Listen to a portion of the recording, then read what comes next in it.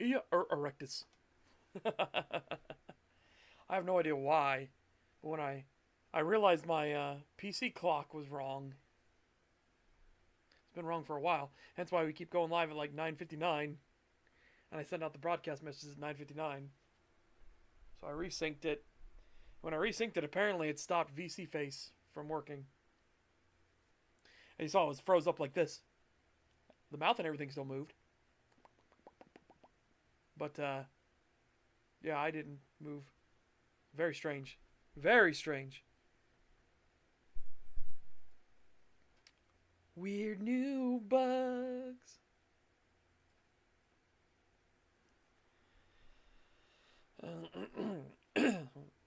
All right.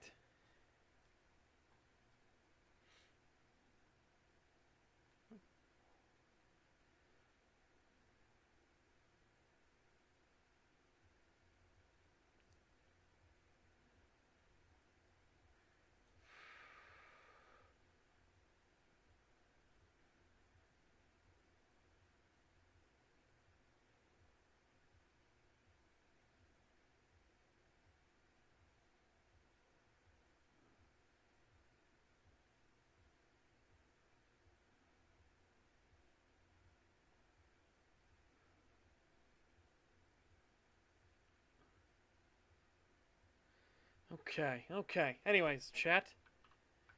For those that didn't know, Gardens of Nature first draft is officially done.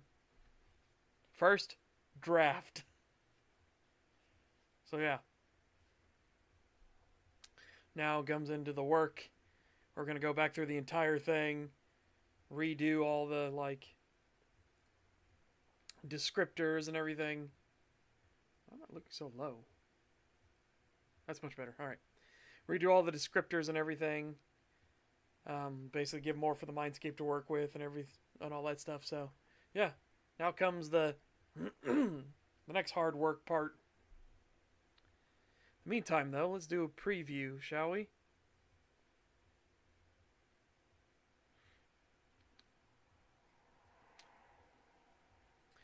It's be a bit of a long one, but that's okay.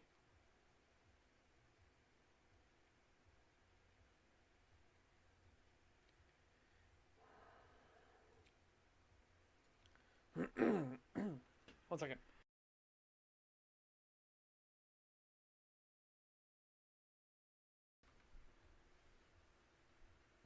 All right. William sifted through the paperwork, checking each one and cross-referencing what they had found. This also led him to the files that were directly in Lorcan's safe. Their very own list of the dam, detailing each person that Lorcan had personal material on. It hadn't taken William even a moment to decide what he would do with this, but that was for a future project for himself. What was most important now was to make sure everything was laid out clearly, so none could mistake the blood and bile of the deeds committed. As he was working, Samantha came into the room, her eyes still heavy and a yawn escaping her until those silver eyes of hers looked at him. I think that was the best sleep I have ever had in my life. You make a perfect wolfy bed. The smile so clear that her very words gave it away before she came over and leaned against him. I must admit, sleeping as such felt wonderful too. Well, I need to figure out a lot of things out. I need to figure a lot of things out. Ugh. Bumbling on my own words. For starters, Brightbeak came early in the morning to tell me to take the head to the other side. Did he say what for?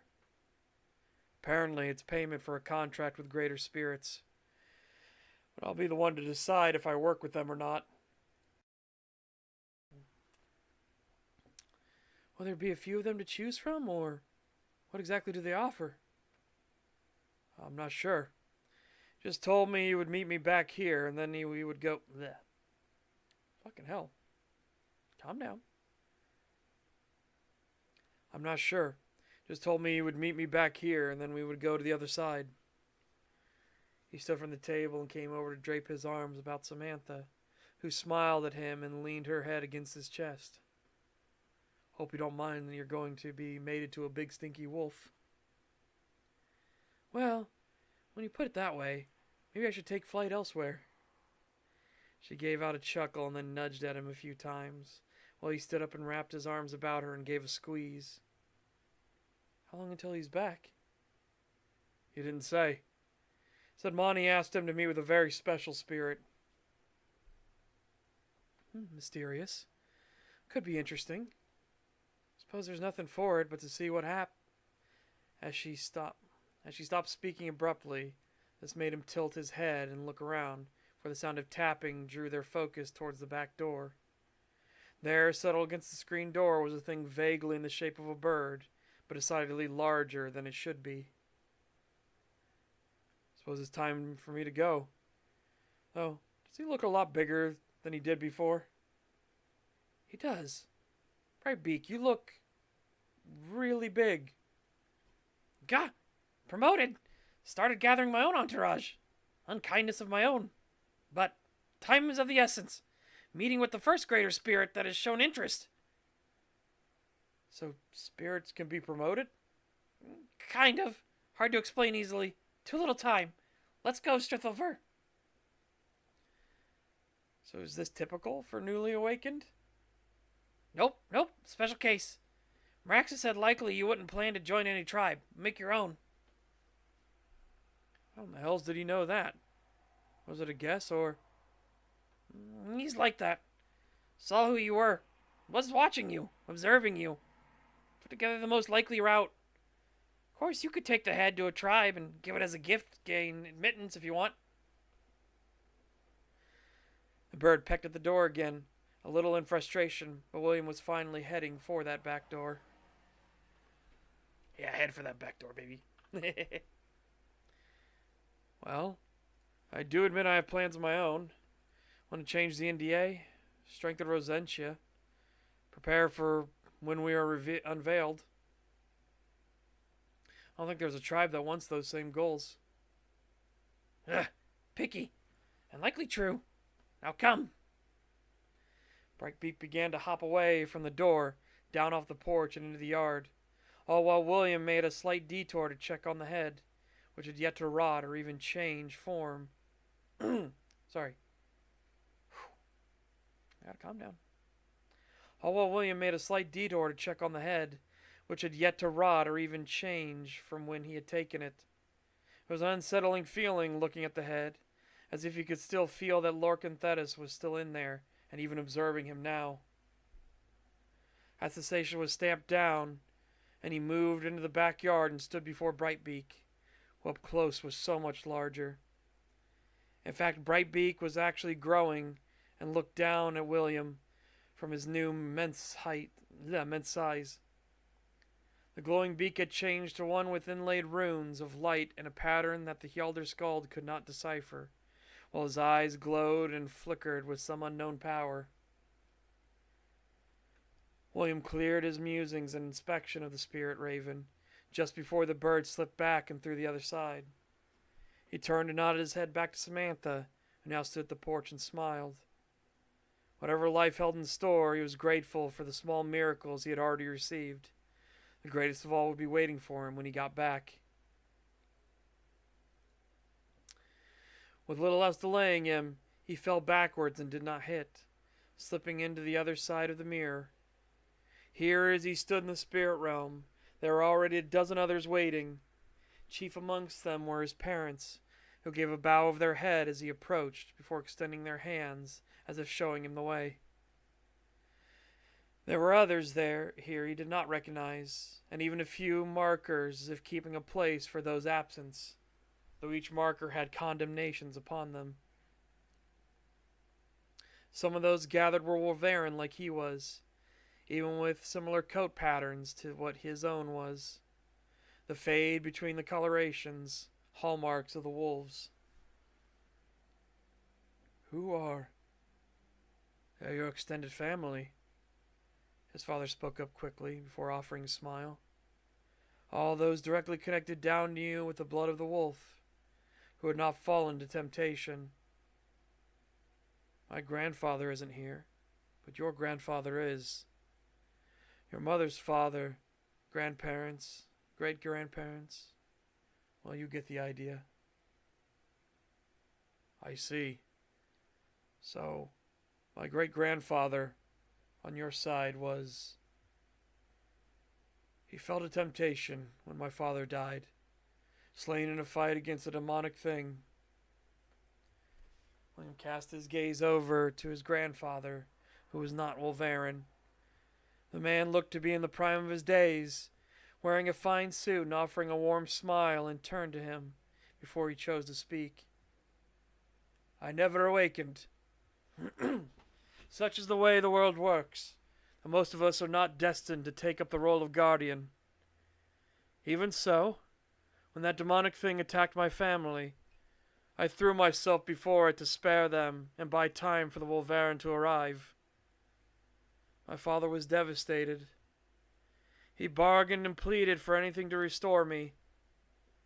His envy consumed him, and he began plotting against all those around him that did not suffer the loss of a child. Regardless that I had lived for 28 years and was survived by a handsome and strong son of my own. It was actually because of my grandfather's fall that I left the tribe. Did not wish to live under the strain he left.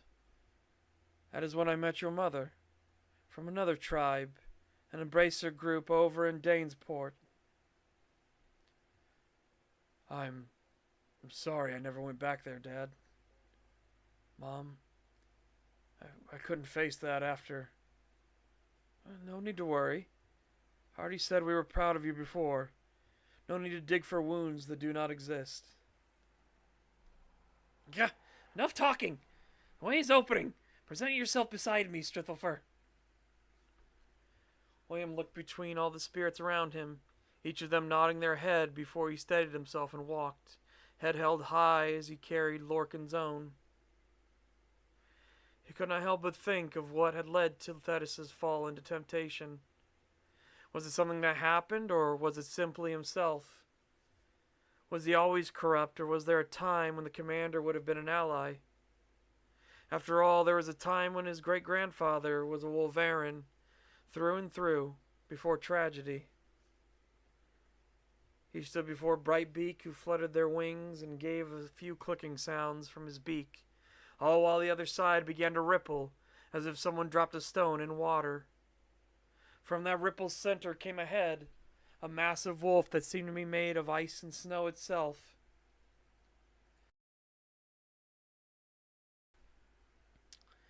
It shook its head and the snow cleared off it, but the pure white coat and silver eyes shone like a pair of bonfires in the darkness. Each step it took radiated out, each like a drum beat as it drew nearer. The size of the spear was immense, and its breathing sent out clouds of smoke. Did spirits need to breathe, or was this part of its being? The immense wolf continued its strides forward, and then slowly leaned back to its haunches. On its haunches, looking between Brightbeak and William. The latter was about to speak, but it was Brightbeak that interjected first, though. Though there was a sense of apprehension about the bird. I greet you warmly, Frostfang. Take it he's still on the way? William looked over confused and then let his gaze go back to the massive wolf. He is. I wish to see the wolf that would try and contract with him for myself. The voice was as cold as the name had implied, each word like a shiver running up his spine and across the back of his neck. After all, he is precious to me, and I would speak on his behalf in turn.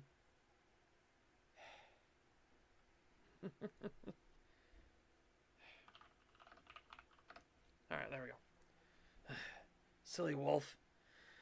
You've ever been a loyal guardian and fierce fighter. May you judge Strithelfer worthy. Brightbeak was on to something, but he did not lend voice to it. My apologies for speaking up, but I've been kept in the dark as to who I'm meeting with. Might I request such knowledge? William needed to speak up and present himself properly. Such an act made the White Wolf tilt their head and regard him carefully.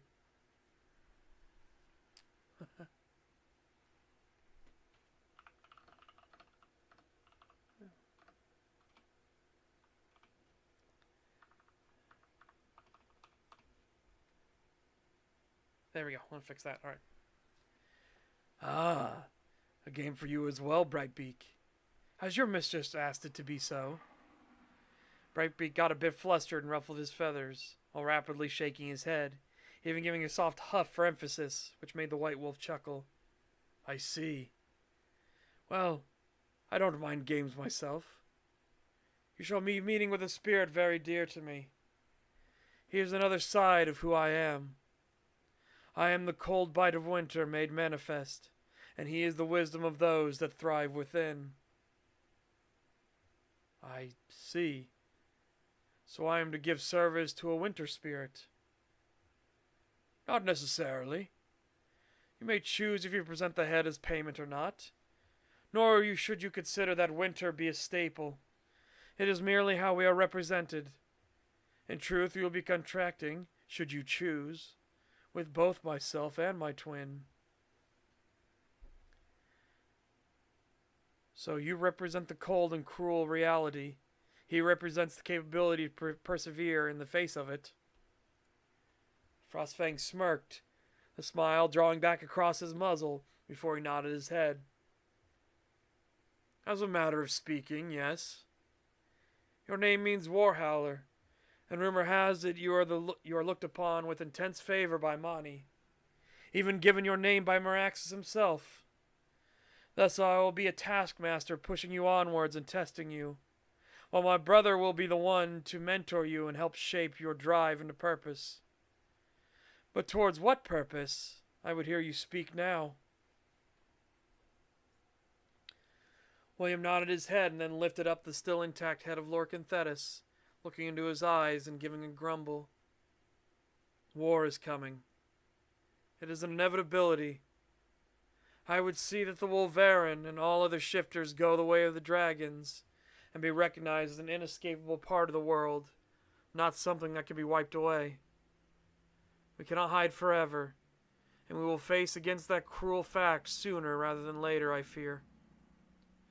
I believe as a part of that, Rosentia will be the one most willing to accept the existence of our kind readily, for it has always been a place of freedom. And I'm no fool. It will not do so if ruled by fear, and if we do everything we can to undermine it to win the coming war. So I shall work to strengthen it, to fix it, to prepare it for the world that is now upon us. I have heard we are the guardians of nature, the spirits of the natural order, and to further that end I will work to make Rosentia the bastion for such. Incredible. Such lofty goals and ideals. You'll be met with failure and hardship time and time again. You will suffer and be brought low. I am aware, but I have endured much already. Let the years of my life spent before be the preamble to the story I will carve into the world by my own hands. As he spoke, Frostfang smiled and then gave a nod of his head before turning it and looking back. There beside him, quiet as a whisper, came another wolf, nigh identical to the first and just as big, but whose face was softer and whose eyes betrayed the intelligence deep within. It seems Mani was correct. He's very interesting, wouldn't you say, brother? Indeed it is so. Well then, I believe the farce should end. The two wolves then turned to face each other, and it was as if they folded together like a piece of paper into an even more enormous wolf that kept the same visage. Gah, still bothers me when you do that. Not natural. It is my innate ability. It is my innate talent. The snows, cold and ice, can play havoc on one's sight and senses, leading one to believe things that aren't really there. Now tell me, little wolf, who stands beneath Mani's light and within Merax's thoughts, would you contract with the Wolf of Winter in all its harshness and trials? Forgive me, but are you two spirits at the same time? No, that is the deception. Like shadows in the fields of a snowstorm, I have the ability to cast such a deception when I wish it, and move both parts as I will it. Now tell me, little wolf, do you accept the trials and tribulations I shall put you through, and the boons and succor I shall offer as recompense? Perhaps I would. Will you be an aid to my goals or seek your own? Massive Wolf smiled and leaned down, letting his head get near William's own. I can swear before all those gathered here, amongst your line and in the presence of ain't another greater spirit, that I offer my patronage to your cause. You will work with me and for me. Your deeds and standing will elevate my own through your actions, and in turn I shall assist you and provide boons and benefit to your cause, and in the seeking of completing your own goals. I shall never work against your goals, nor deny you the seeking of them yourself. Does this seem amenable to you? Yeah. William closed his eyes and thought for a time, for he then slowly offered out the head of Commander Lorcan Thetis.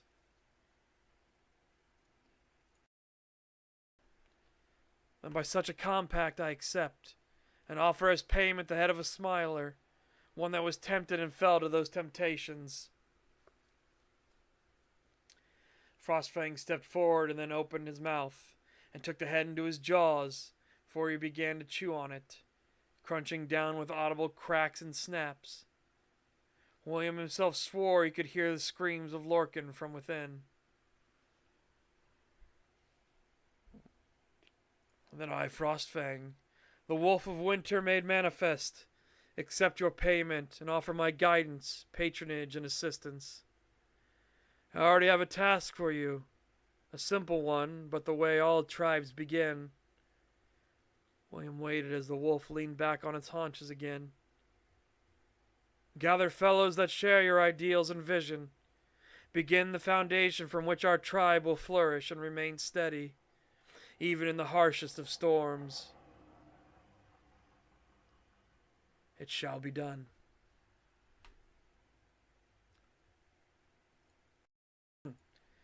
Off in an unknown place, settled at the edge of a long pier set against the rising sun of a new day, a board was set out between two players, each attempting to best the other in a game of wits and strategy. On the one side sat a draconic being, 4 horns atop his head and a crown made of the night sky between them. His black scales highlighted him easily against the warm colors of the rising sun and waves pushing against the pier. Red underscales and highlights along the ridges of his horns gave accent to his blue eyes flickering like fire from his awakened capabilities. Those eyes now traced the board in search of a winning move. We fixed that, those eyes. Across from this dragon sat another, with 6 horns on his head, a purple hue shimmering as if pearlescent on black scales that flickered with the light of stars themselves. Yet his eyes were the most dazzling thing, as they looked to swirl and move as if each were a galaxy into itself. Maybe let's do in and of itself. I've been thinking on your situation, little Meraxis. You know well that I could wipe everything clean and thoroughly. There would never need be the shifting hells of Averol again. I thank you for such an offer, Severus, but I must decline. I'm sure you knew I would. Dragon opposite him tilted their head and narrowed their eyes, the wisdom of infinity in them as they looked intently at Meraxis. I do not understand why you do not accept, though I did expect it. Storyteller and Cortisoth say that you would be dismayed and heartbroken if I did. Well, they are both very wise and speak the truth. Now you do not understand, but someday I'm sure you will come to understand in the same way Storyteller did. Max just kept looking at the board and shifted a piece. His game of chess had been decided on millennia ago, as the Drakrodvar Dracorin, dragon god of dragons, challenged the supreme being, the dragon god of the void. To this end, they had played over 2 trillion games of it, much to Severus' curiosity.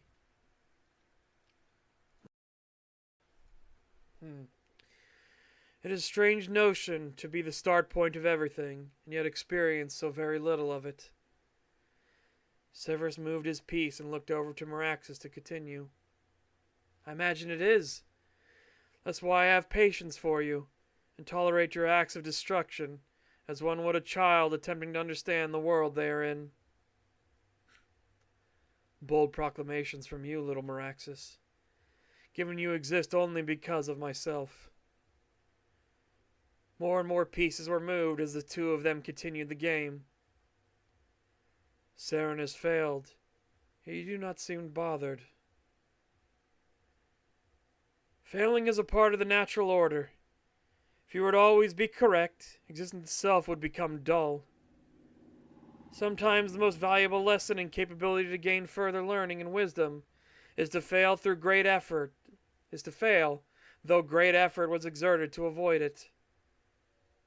Meraxes then smiled a little and moved his piece before looking up with a wide smirk. Checkmate.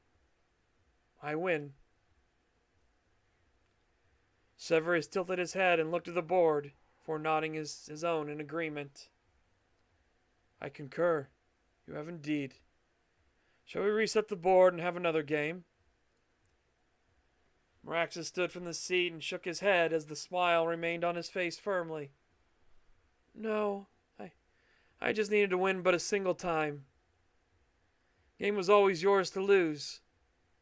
Contrast the own I now play against the shifting hells.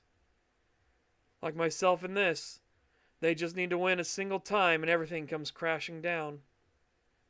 But I will ever stand in vigil against them, and one day I will cast off the chains that bind me. A strange notion, but I suppose I will understand you one day. For now, I shall get back to my observations. I bid you well, Severus. I'll remain here for a time and enjoy the sunrise. There's much work for my little guardians of nature to do now. Severus gave a bow of his head and then turned, walking back down the pier while Meraxes looked out over the waves of the water and cradled his hands behind his back, while the pseudo-hand of his right wing rubbed along his muzzle. Much work indeed. There you go. And that is how the book ends. There we go. 287 pages. And of course, setting up for what's to come in the next books.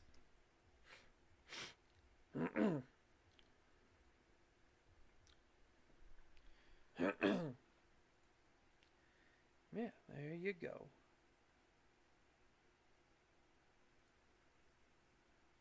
Now, and stuff. So now the real work begins. Now we have to do all the, we have to go back through, do all the editing, fix up everything to make sure people, like, you can picture the place in your mind. Not just me. I need the reader to be able to picture the places and the people and everything in their minds.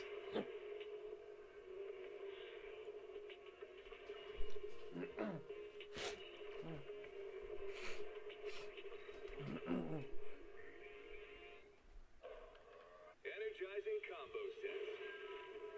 Hearty noodles.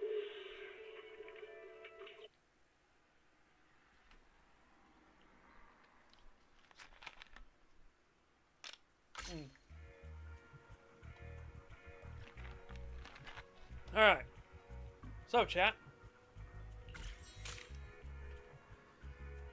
Let us begin.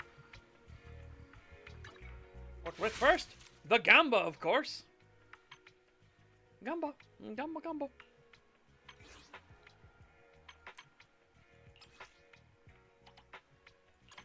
Gamba, Gamba.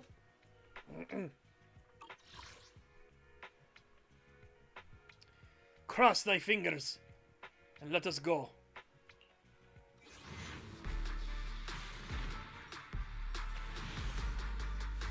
Nope. No S. 1A. Oh, God. We got terrible draw. Worst draw you could get. Oh, and it's an engine, too. Gross. It's not even one that's meant for somebody. It's just a generic A engine. Oh, that's super gross. Gross. Disgusting. Terrible. Terrible and shameful. Okay. Let's check if we can do the other Gamba. Nope, only 18. Not enough.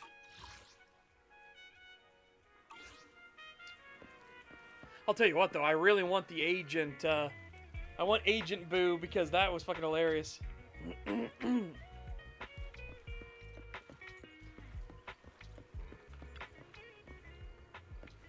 Catch the cat thief have been a huge help. Also an important mechanical part, and I've been searching for a long time.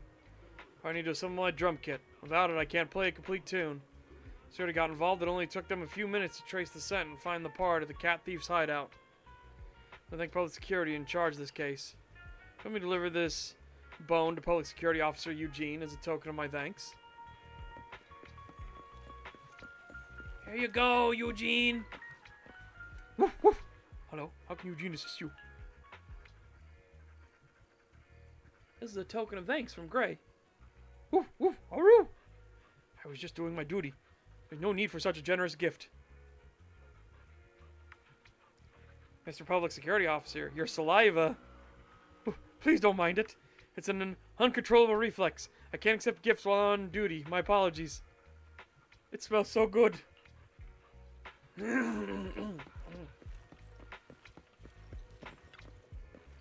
That's so.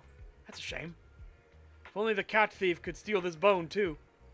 Meat slipped into his mouth during the retrieval of stolen goods. Sounds good, doesn't it?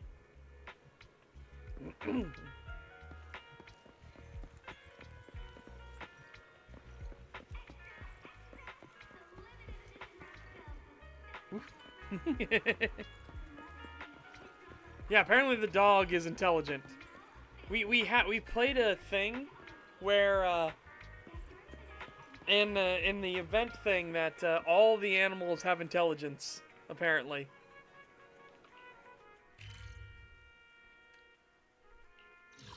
Which, as you said, gets into some wild implications. One of the funniest ones was we went to a lizard in Blaze Town, right? I'm sorry, Blazewood. We went up to a lizard, and he's like, the humans don't know they've been infiltrated by my kind.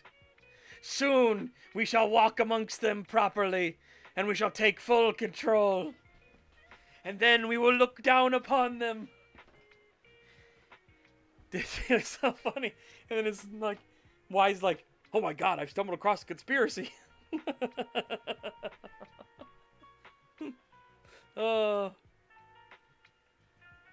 Well, we all know what white girls do with dogs. Mm-hmm. White woman moment. Alright, anyways. I need to do a few things. Oh, no! Whee! Thank you. Okay. Alright. I need to do the treasure hunts. I've done all this stuff. So we did all the rhythm rave. I did all of Overlord's Feast, which is where we got the translator. It was fantastic.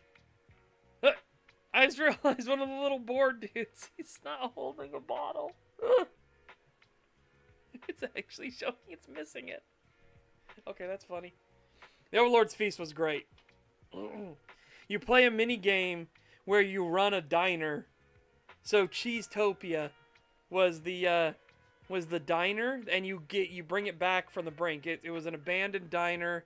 You start repairing it, feeding people and everything, and then you get to where you do the feast, and the diner is now fully open with its own sign and everything. It's a really fun little event.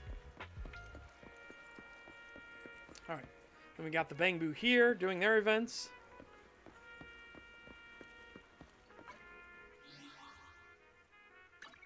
Yeah, well, you know, All rational people gush over Lycaon, so you know. I'm saying entirely like truthful things here, not like covering for myself.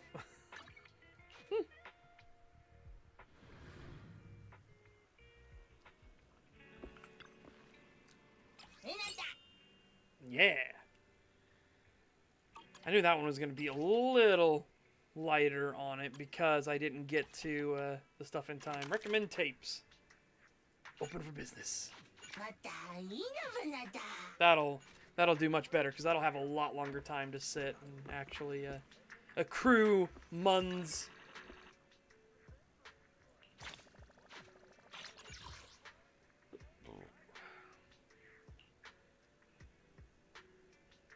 Why do you keep wanting me to play Soul Hounds 3? It's always Soul Hounds 3. Take a photo of the coffee shop at Luminous Square. Okay. I also need to do coffee.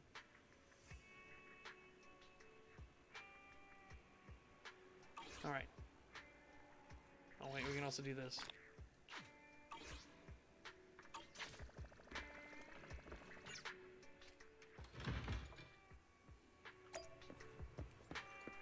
Yeah.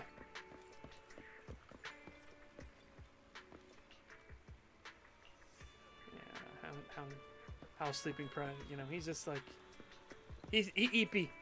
He very eepy. Okay. Right, so I guess let's do one game of Soul Hounds. We need to do our daily grind and stuff too. At Godfinger, it's all about pure entertainment.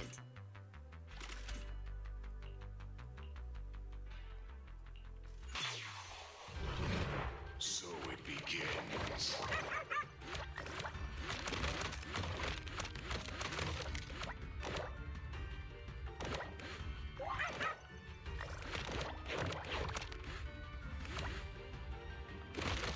Alright, fuck this. Yeah, I'm not risking it.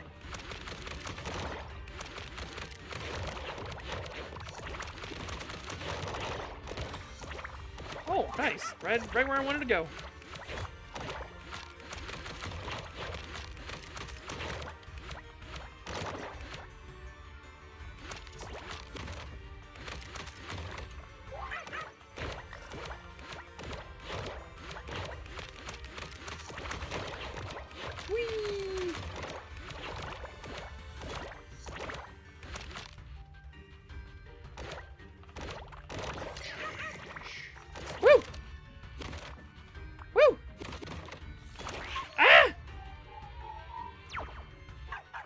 Oh, I could have just... Go ahead.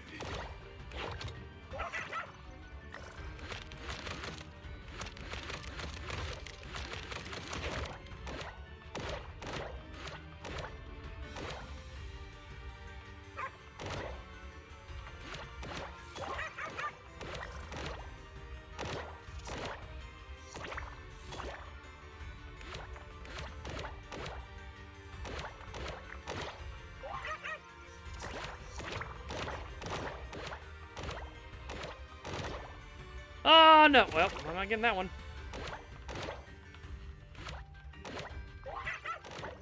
Woo! Ah! Owie.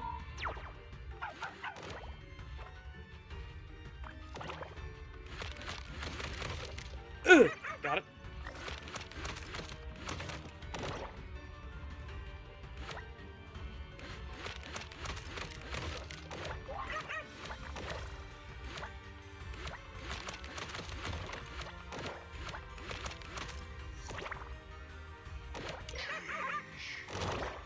Oh my god! Whee! Go ahead.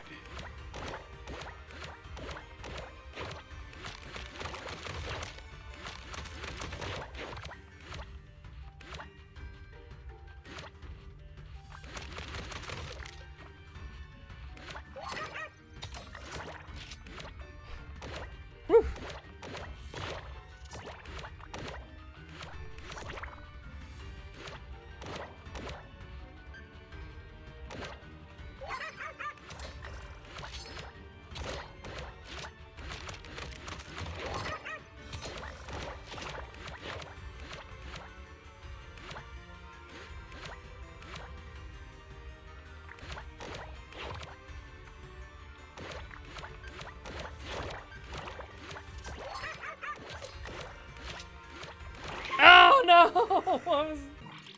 I was trying. Damn. Well, I tried to good pupper it. Didn't work. We tried to good pupper it.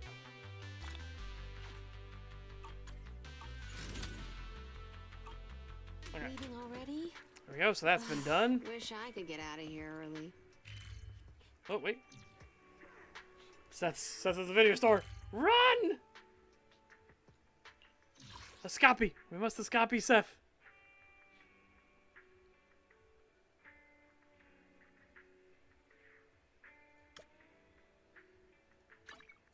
Oh. Yeah, and it wants us to take a picture of the coffee shop, right? I think.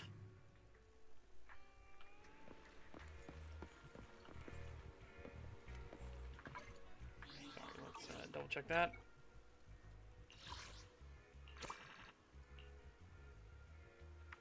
Yep, okay.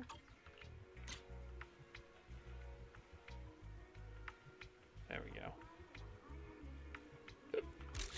Make the picture at least nice, right? Cool. Now, gracing my cafe with your presence. Delicious taste.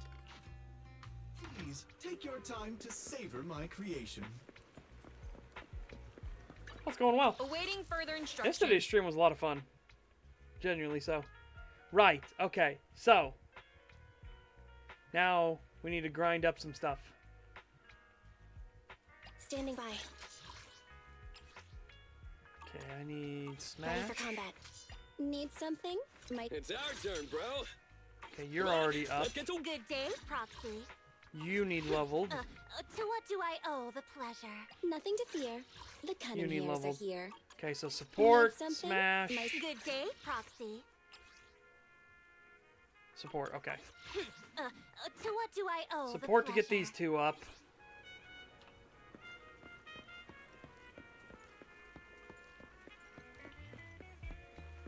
Let's do this while we're at it.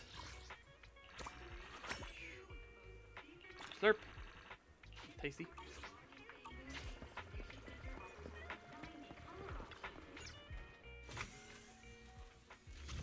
Okay.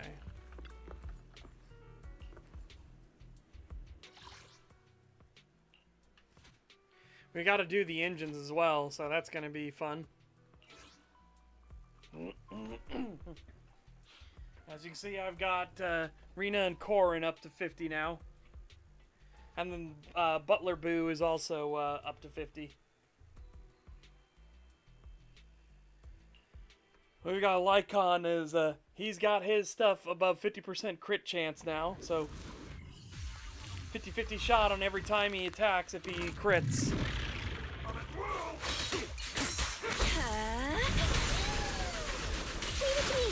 leave the rest to me.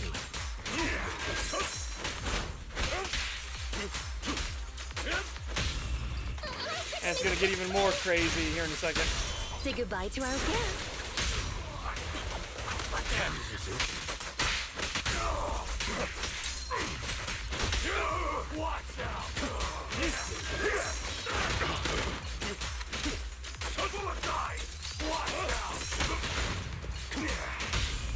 Man, they kept getting me right as I came out of a combo. Command. Normally you can kind of Go now, child. defend yourself in a combo.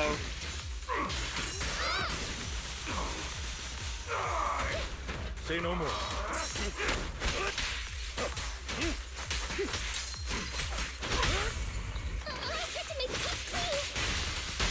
Say goodbye to our guest. You've done well.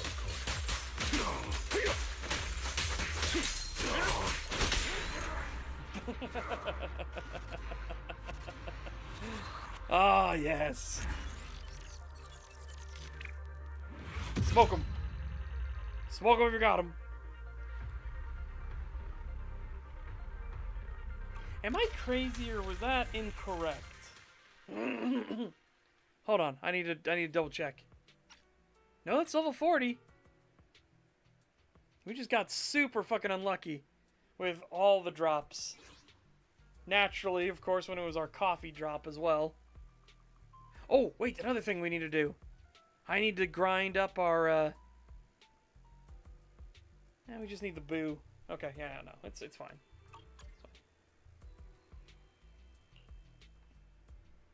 It's fine. Yeah, hopefully you guys enjoyed Metal's Forge. It was a lot of fun.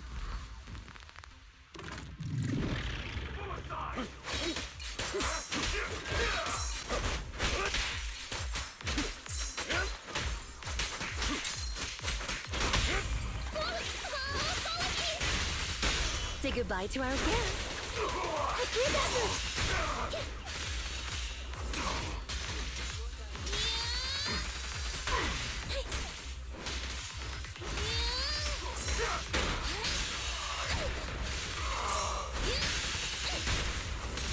You've done well. Understood. Answers. I tried to make the cuts clean. As you command.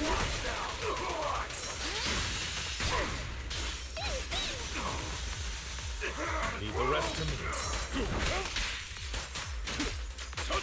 By the way, because what I'm doing is I'm using his thing to trigger a bunch of stuff. As you command.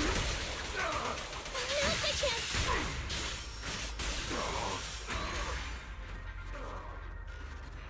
Yeah.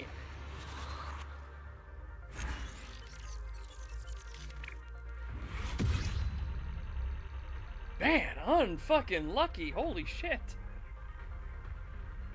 And again, I still don't understand how this system works here. Like, which one did the better thing? Because we did the same stuff with Lycaon before, and he got beat by Arena. So I don't know why. Don't know why. Complete that for now. Let's see what we got for upgrades between the two.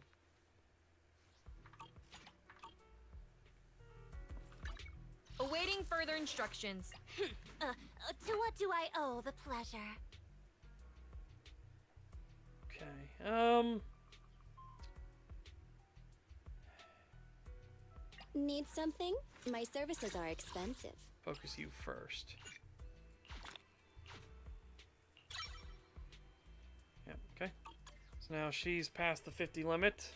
Nothing to fear. Need something? Good day, Proxy. Nope, and she can't get past it. To what do Right. I owe the pleasure? So, I'm going to get materials today first.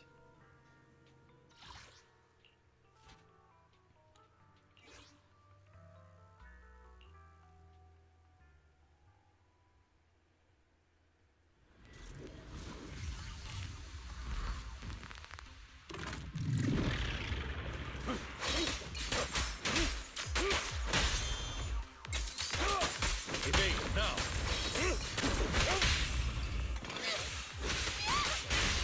You've done well.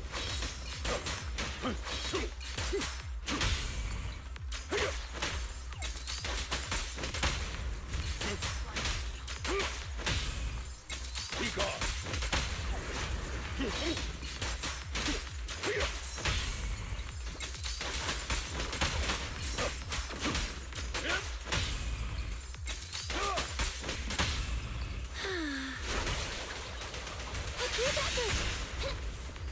Oh.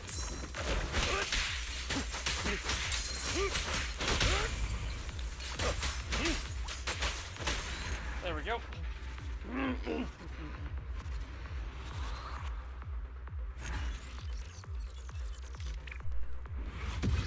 S. 1134. Okay, that's not bad. At least that one didn't screw us over as hard as the other ones did. That's such is the way of things, right? Right, okay, so. Awaiting further instructions. Starlight, it's time to shine. Okay, so he's all the way up. Need something? Nicole. My services are expensive. Nothing to Because fear. she's our only The anomaly, cunning years are here. or our own ether one we've got so far. Let me make sure she gets up there in level.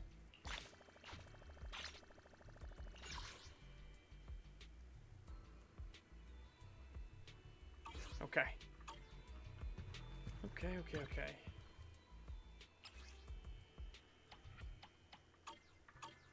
Okay, is this all reset now? Yeah, cool.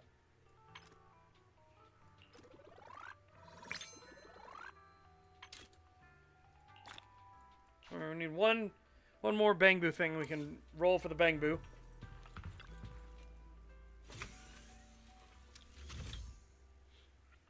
Okay. So much stuff to do. So much stuff to do. Okay. I'm ready. Let's go.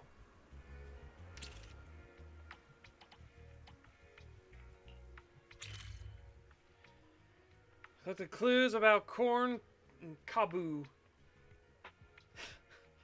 Talk to it before starting the treasure hunt. Alright, let's go.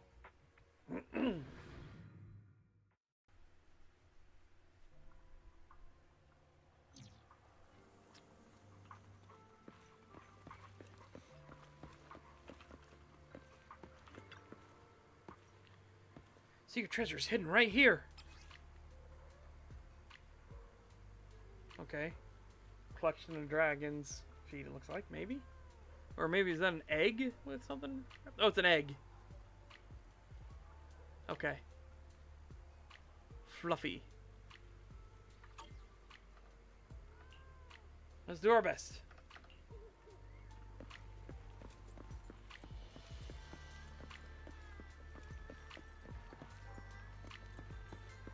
Right there.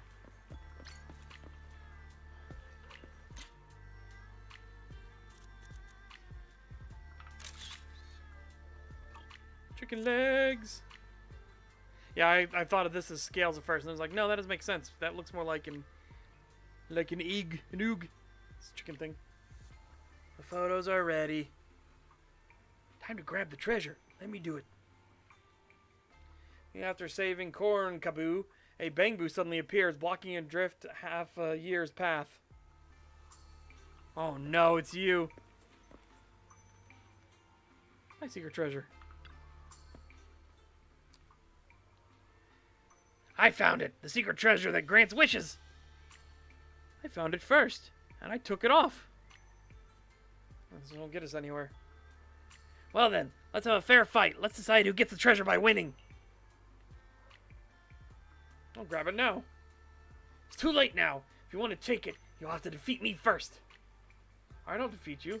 Good Samaritans, this is a Bangbu duel. Please let me handle this on my own. Really? Don't worry, my resolve is stronger. I won't take advantage of you since you found the treasure first. You get to decide how we settle this. Alright, let's have a wish off. Is this really a thing? Is this really a thing? What a great way to duel. I'm in. Just going to accept that? It's nice that we could settle this so easily. Though there's probably an even easier way, right? Easier way for Ellen. So you've thought of it too, Proxy. I just realized... what is this sign even supposed to mean? What is this sign even warning about? What's this? Chat, help me decipher. What the fuck does this sign mean? What does this sign mean? Caution lizard touching? What? Like, what?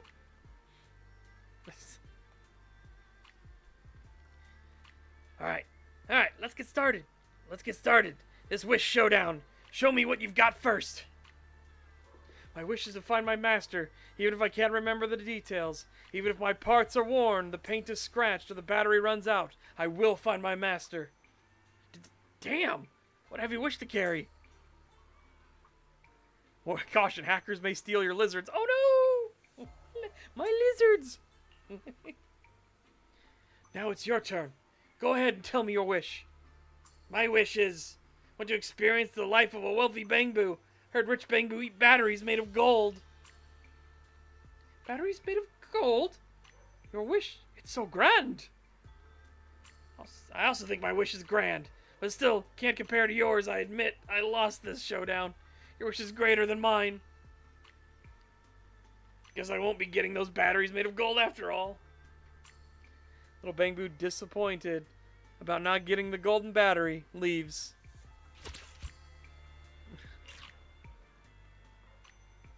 Score! Got the treasure! Let's go search for the next one. Okay.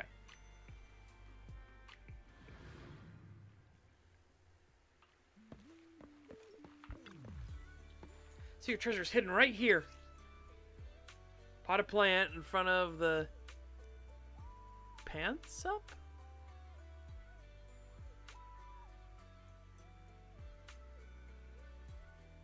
I want to look at that fucking thing.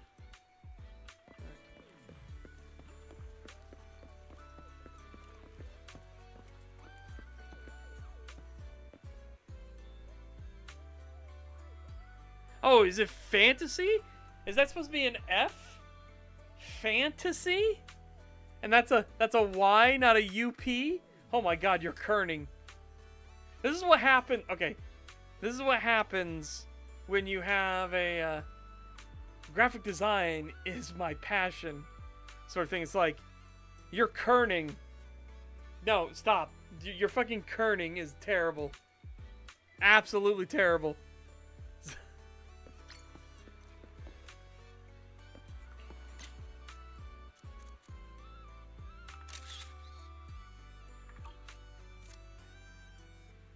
Photo's done. Now it's time to grab the treasure.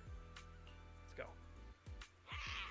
So when you thought you could smoothly snatch the caboose disguised as grass, an unexpected twist occurred. A pitch black beast suddenly sprang out, blocking a drift half a year's path. Faced with resistance, a drift half a year bravely chooses to confront it, just as both sides are about to face off. What are you doing? Ruby, why are you here? Like I mentioned before, I was planning to go shopping with Lynn and Mona. We had a meetup spot set. Didn't expect to run into you guys on the way. Thought Ellen turned down shopping to slack off and sleep at home, but it turns out she had plans with the manager first. I really am sorry. I don't need to apologize. By the way, where are you planning to hang out? Not here to play. I have some things I need the manager's help with. Need help? Want me to come along? Manager is enough. And I think Ruby has already made plans to go shopping with Lynn and the others.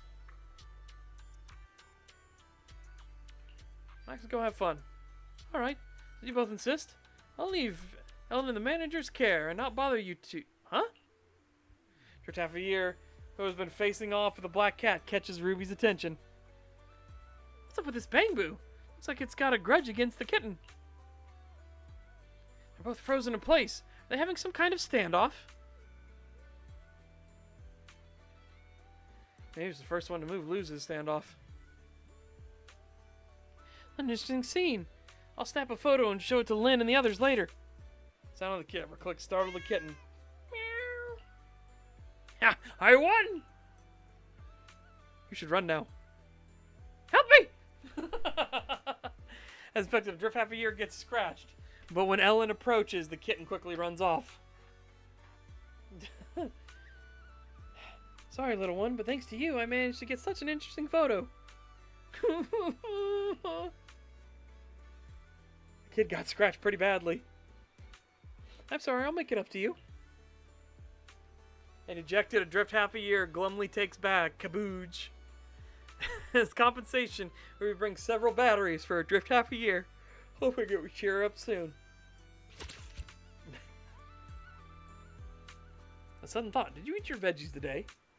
I will. I'm going to have a lovely spicy chicken sandwich for lunch. Score! Got the treasure. Let's go search for the next one. Okay. Yeah, so I have 2 days worth of these, which means 4 of these in total. Right? Get these last 2.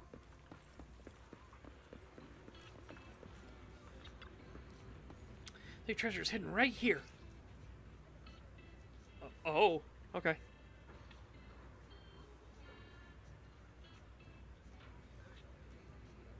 Okay, vending machine. Be able to see the thing. Let's do our best. So it'll be down here somewhere, down beneath us. Ooh. Hello there. Oh.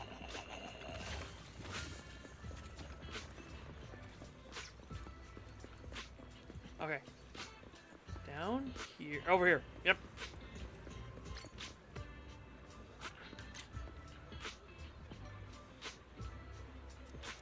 Actually, what am I doing? I can just do this. We don't need to worry about anything else being anything. Hello there, silly monkey. I wonder, is this supposed to be a coconut drink? This time, should be fine, right? You think we can get our hands on the treasure? Probably. Before you could finish speaking, a beast charged over at lightning speed, its eyes glowing as it stood guard next to the boo-boo nut. Oh my god, these names. These names. Just dueled a kitten, and now a puppy shows up. They're treating Boo Boo Nut like a toy. Don't worry, I know how to deal with naughty pups. That's why my mean dog tried to bite a girl. I chased it away. How'd you do it? I dashed forward, slide tackling, letting the bad dog pin me under its paws. It bit me a few times, but probably realized I wasn't tasty. It was too tough to chew, so it walked away. This'll work for sure. Don't handle it like that. Finally, Ellen took out some snacks she had with her and coaxed the little one away. Drift half a year seized the opportunity to grab Boo Boo Nut.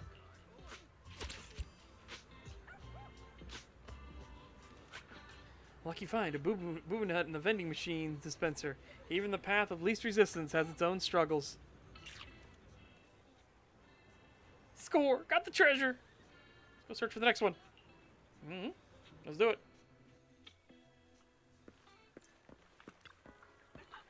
Secret treasure is hidden right here. Ooh. Okay, so we need to be up on a second floor. Look for the pharmacy sign. It's our priority, and there's a dragon in the background. We've dealt with the bad dog. Things should go more smoothly, right? It'll be fine. The Good Samaritan says so, too. It's bound to be fine. Okay, well, there's the dragon. Background, which means it's over on this side, which means it's up there. I see the goober. Also.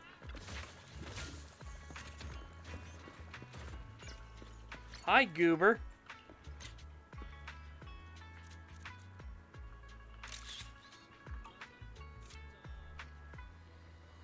Sixth treasure, Bumato, has been found, too. Helen, what's on your mind? Ruby just sent me a screenshot from Internet. Didn't she take a photo of a drift half a year yesterday? Looks like the little one has gone viral on Internet. Am I viral? Means you're pretty popular. Lots of people on Internet are saying you're cute. Some even said they want to bully you. I don't want to be bullied. Don't worry, I had Ruby keep it a secret. No one will bother you. That's good. I don't want to be bothered. I need to collect the treasures and find Master. Only 3 more to go. Round. Spotted a Bumato on a high platform. How long has it been since you last took time to appreciate the scenery around you? There are no new clues for now. Let's head back and rest. Take a break.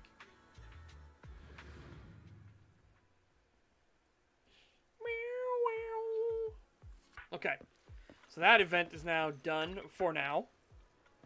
Oh, Hollow Zero has opened its commissions again. That's correct.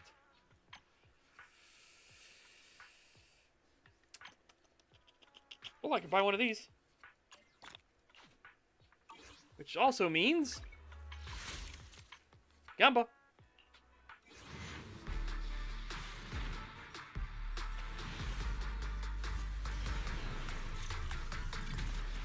$1A. Fucking hell. Another dog shit roll. Holy shit. Another genuinely terrible roll. Oh, I got Penguin Boo.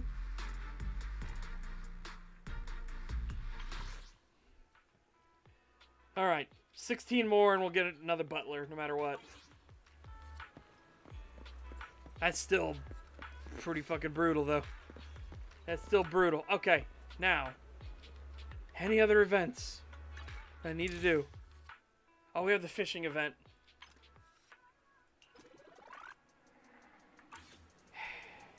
Okay.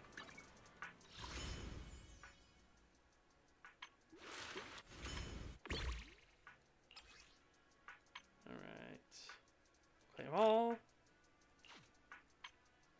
Claim all.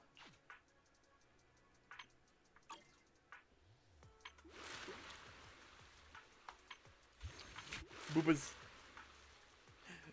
Boobas. Anyways, go back to the fishing event. Also, there was a hilarious one. I don't know if it'll let us do it again, but Rena was fishing and Lycaon was there with her. And each time she tried to catch a fish, Lycaon would like cough and stamp his foot, which would chase the fish away. So Rena couldn't get it. And you show up and she's like, Sir Lycaon, are you stamping your foot to chase away my fish? So I don't know what you're talking about. I did no such thing. Did I, manager?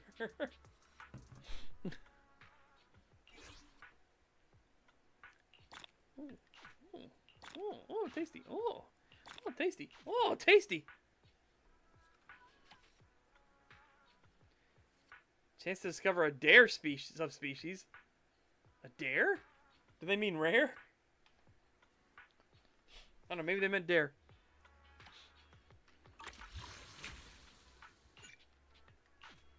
But yeah, turns out she's trying to cook a new dish and Lycaon's trying to stop her.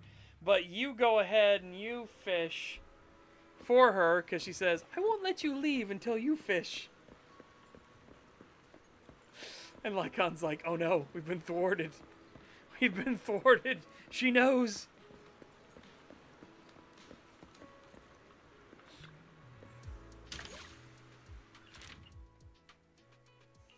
Yeah, this one was a lot of fun. And yeah, she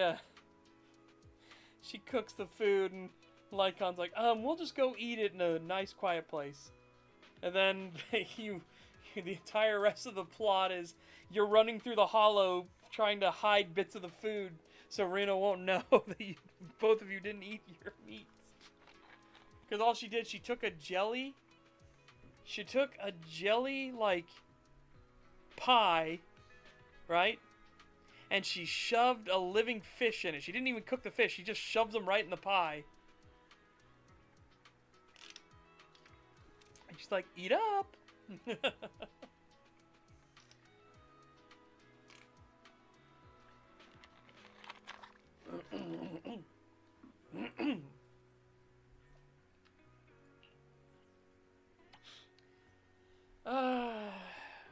Maybe I should hold the fishing off for later. We need to get to the actual story, right? We'll hold off on the fishing later. There's so much stuff to do. Oh my god. The fishing minigame is fun. Oh, Pipers and Blazewood. We got Anby and Nicole back home. Oh, yep, let's go to the remodeling shop and get Penguin Boo. Penguin Boo! Afternoon! Let's get your little companion some new parts. There we go. What? Ina! There we go. You're up to 50 now.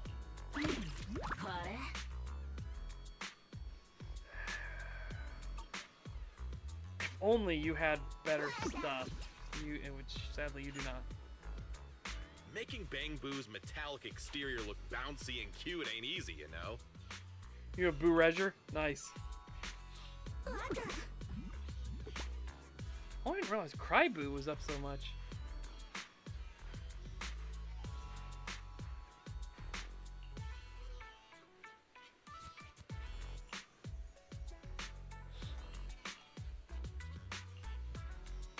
Huh. I should probably level him up, honestly. Someone just asked me why I wear sunglasses indoors. Well, obviously my fire because ones. it's cool.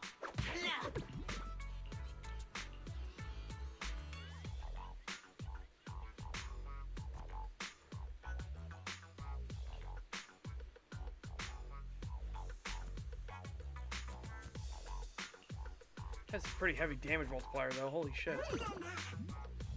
I mean, look, his damage multiplier is insane. Granted, he's three. New ideas. Granted, they're Try 5 'em out on stars, EOS though. one by one. So, yeah, that's pretty fucking nutty.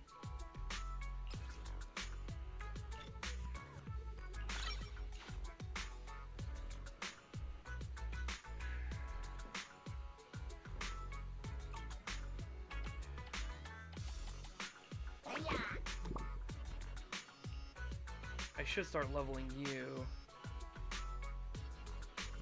Making Bang Boo's metallic exterior look bouncy and cute ain't easy, you know?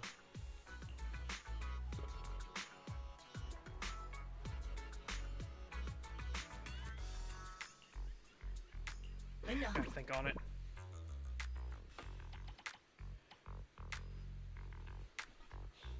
Oh, I just realized I'm spelling sass. Look. Sass.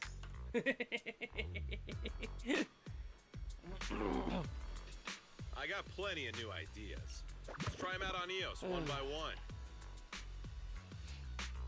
What a fucking damage multiplier.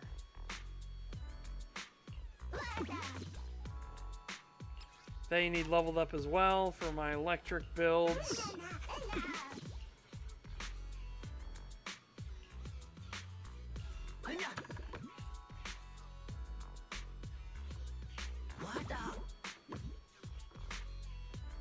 I got plenty of new ideas. Let's try them out on EOS one by one.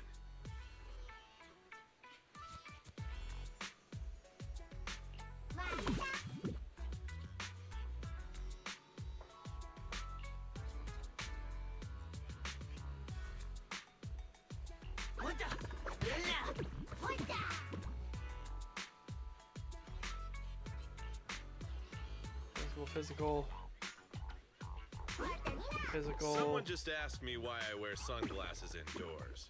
Well, obviously because it's Pure cool. HP recovery. Energy generation. Oh, your fire damage as well. Interesting.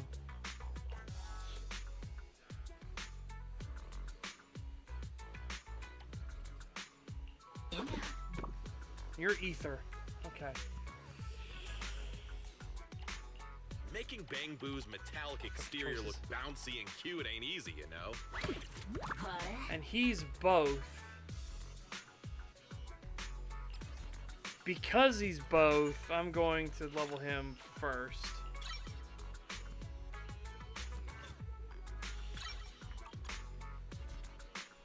Because I can put him in physical parties or ether parties. So this is basically put him in with Nicole. And the Got cutting any hairs. questions? Come find me anytime. Okay. I'll be here. Right. So, there's so much stuff to do. So much stuff to do. Oh. Scarier the better. I guess let's do your thing while we're here. The scariest movie you have here. Oh, won't let me do something. Normally those guys are like, recommend me a movie.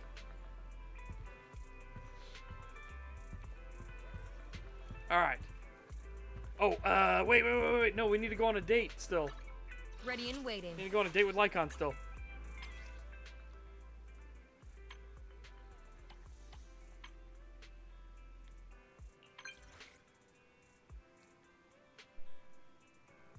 Oh, it's great today. Yes, I believe so too. There's such a waste to stay in on a day like today, so I plan on going out. Take me with you. In that case, let us take a stroll together. Anywhere you want to go in particular? Why don't you come hang out at my place? Yes, sir, of course.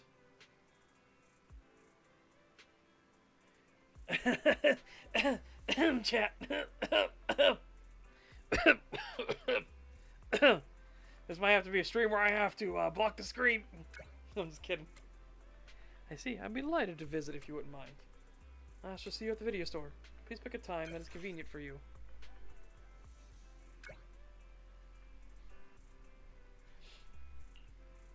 Do one in the evening. The schedule has been updated.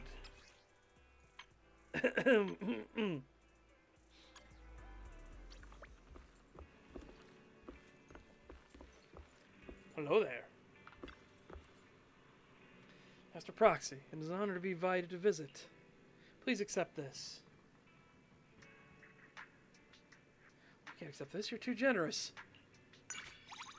Just a token of my gratitude. If you like it, then I'll be over the moon. Let's go upstairs. Please lead the way. You take Lycaon upstairs and into the room. You have a very nice room.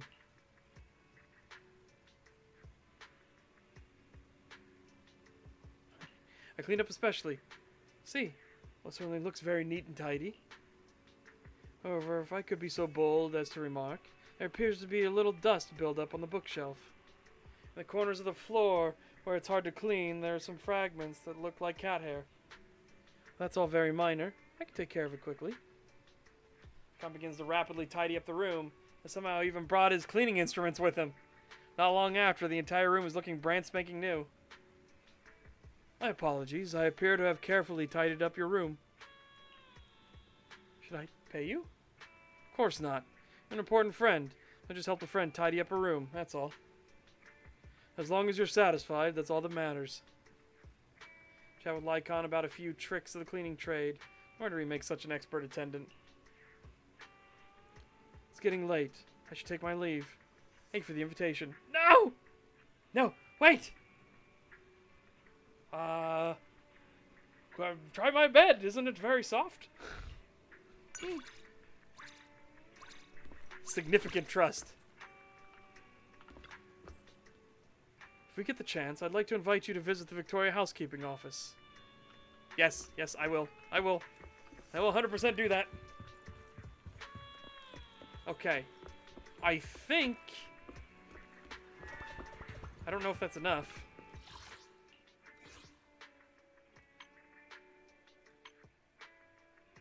I don't think it's going to trigger it. Not yet.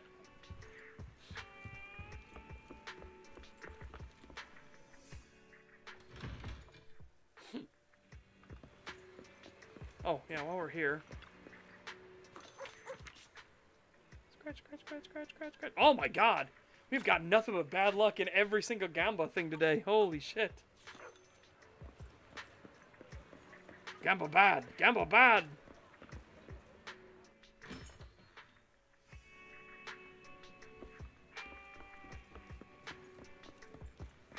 Stuff in my room? Okay, as I say, you can stay as long as you want.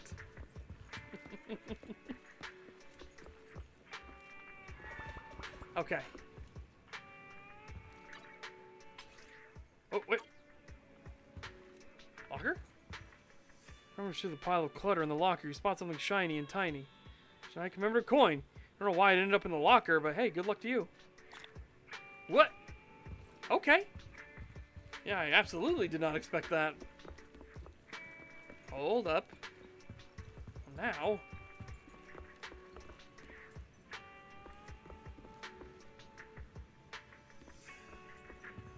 Oh, wait. Do we have another photo we can put here?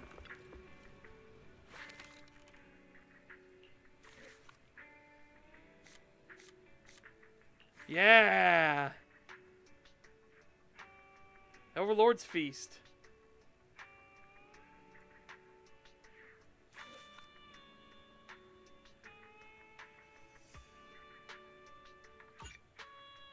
Save and exit.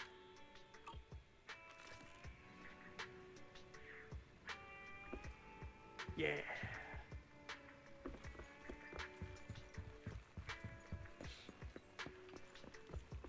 Okay. Right. I guess let's go turn the coin in. Hell yeah. I don't know how many he's got left. How many treasures? I know we're near the end of his treasures.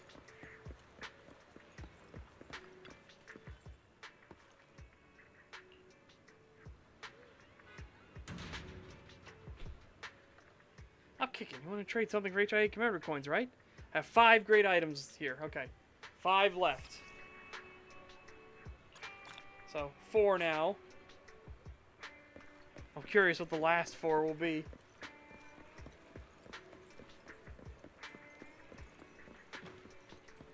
Okay. Right.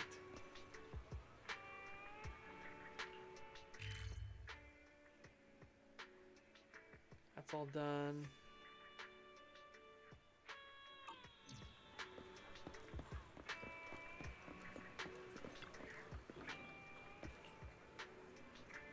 It's getting late, citizen. Please stay safe. Commission unexpected visitor to do that. Okay.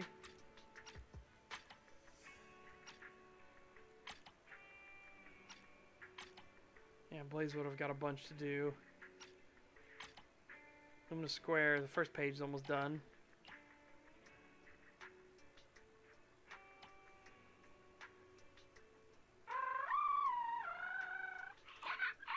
Mew Mew will always protect you. Should I say, protect you? Anyways, let's get to the story. We've enough shenaniganry, enough dilly-dallying, enough silliness. Back to the story. First performance is about to start. Come on, Wise. I'm coming. I'm here. Hasn't started yet, has it? Hurry up, Wise. Oh, I'm so excited. Astronomical moment. On this normal, ordinary morning, Belle sits in front of the TV with the kind of tension you'd expect in a battle within the Hollow. A familiar voice comes from the TV. Starloop is an important place to me. Countless musicians have performed on this stage, including the artist who inspired my music, Mr. Yoran de Winter. I hope my own concert can also have that kind of power. Astra!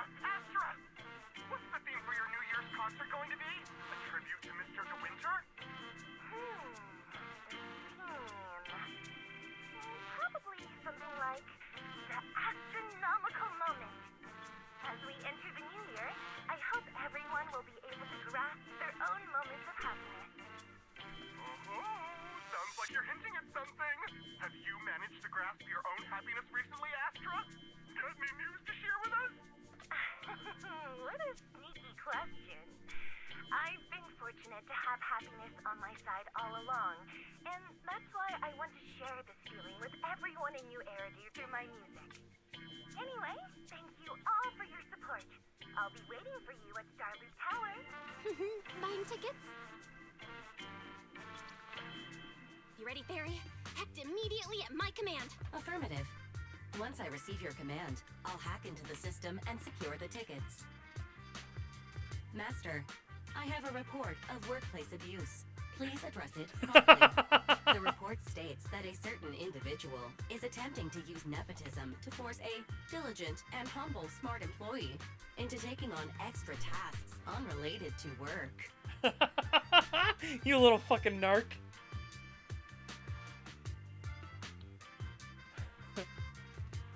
What? What? How's that workplace abuse? Wait, what do you mean, workplace abuse? We're all family. Understood. Searching. 12 types of workplace gaslighting to be aware of. Now, here are the results. Number 1. Create a family-like environment. Employers looking to exploit you will tell you, we're a family, in order to manipulate you into complying with unreasonable demands. You tattletale AI. Remember, that master of yours is my brother. Wise, please make Fairy help me score those tickets. They're nearly impossible to get. Oh, God. All right, Fairy. Name your price. Would you do it for more electricity? Evaluating. Suggestion. Clarifying and formalizing the positions and hierarchy of all staff. Clearly, Master's supreme assistant is Fairy. First assistant is Bangboo01, EOS. Second assistant is Bangboo06. Third assistant is Bangboo18. Oh my God. Bella's getting shafted here real hard. Hey, what about me?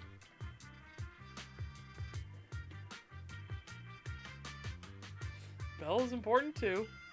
Don't be so mean, Fairy. Belle is important to me. Sure, she might not be on Eos's level, but Belle still brings more to the table than Lil Six, right? Information updated. Master's Supreme Assistant is Fairy. First Assistant is Bangboo01 Eos. Second Assistant is Belle. Belle. Fine. For the sake of the tickets, I'll accept this arrangement. For now. Tickets! They're on sale already! Hurry, now! Affirmative. Ticketing platform hacked.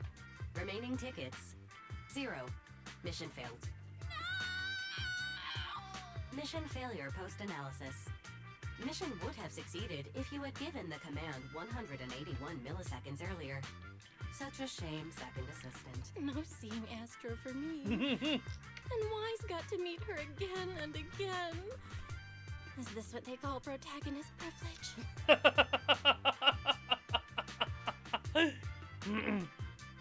can think of something? Maybe I can think of something. What if I try inviting Astra out now? Maybe she'll have time. And you're showing off? Wise, how could you and Fairy gang up on me like this? No, definitely not. I would never bully you like that, Belle. Ugh! I officially became the second assistant, and still no tickets! Not fair. Master, I have detected a commission on Internaut offering generous pay and added it to your schedule. Please check with Second Assistant for details. See that? You said you wouldn't, but you're bossing me around already. When did you and Fairy get all buddy-buddy? Guess I'm irrelevant now that you've got a cute little AI as your bestie. I can't believe you're jealous of Fairy now. No one could ever replace you. What do you mean, no one could ever replace you? Belle, you'll always come first. Since you said that, can't pretend to be mad anymore, but I still didn't manage to get those tickets. Ask Astra for tickets. Wise. No, that's not right. Darn it. I really want to go. Checking out scalper tickets. Right now. Scalper tickets are so expensive. Even though I really like Astra, even just listening to the album will do. Maybe several times more money is just, let's buy it. There's a commission, so we can buy whatever you want today. It's the new year. Gotta make sure my sister gets to go to the concert. The best, Wise. I ended up becoming the second assistant without even managing to buy that ticket. So not worth it. Anyway, there's a mission on this schedule. Go check it out. Alright then. I, your brother, am off to earn some money.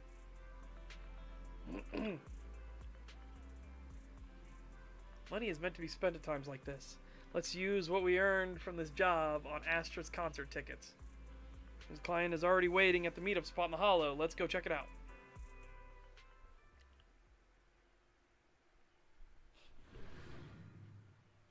Alright. The client must be nearby. Huh? What's this?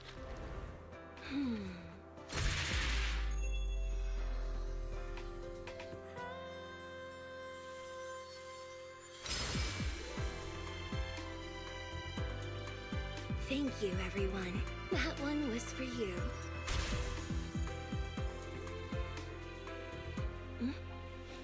We have another spectator. What's Bangboo doing here all alone? It's dangerous. Astra, it's me, Wise. I never would have guessed it was your Internaut commission. Wise? And a Bangboo? Oh, you're so cute! Yes! Keep that motion going. This could be a problem. What do I do? What's wrong? What's wrong? Don't worry too much. I'm a legendary proxy after all. I won't let anything happen to you. It's not the hollow I'm worried about. I'm just wondering, should I punish you a little? We've known each other for so long, and I had no clue about your secret identity. It feels like I never truly knew you. Yeah, that's typical of Wise. I'd never keep any secrets from you, Astra. StoneTurn.sfx. Excuse the fuck me. Oh, you two. But I must say, this is a pleasant surprise.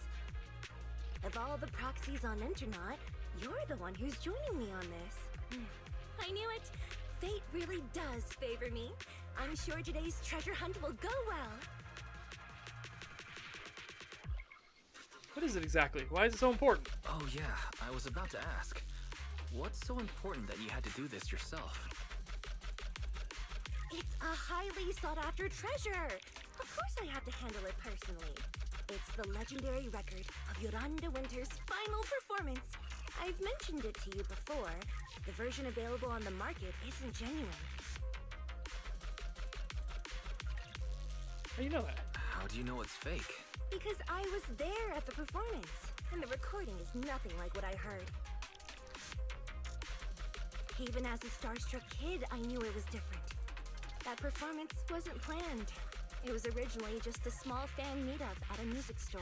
At that time, Yoran had left his agency, and because of some legal issues, he was forced to stop performing.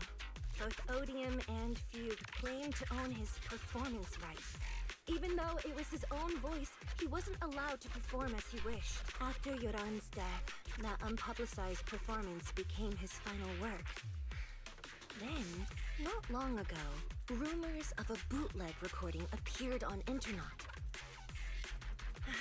The essence of that day was incredibly pure.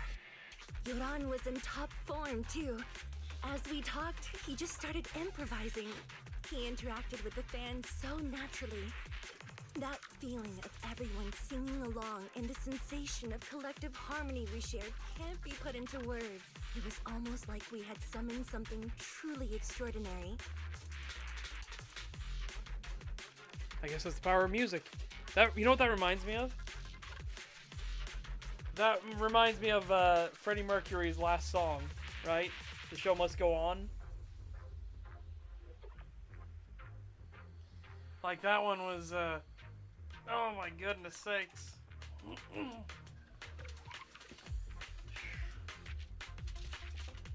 I guess that's the power of music. Perhaps it was the power of music. Maybe that's. You want a why ancient tearjerker mages moment? chanted to use their Listen to the magic. song from Queen, "The Show Must Go On."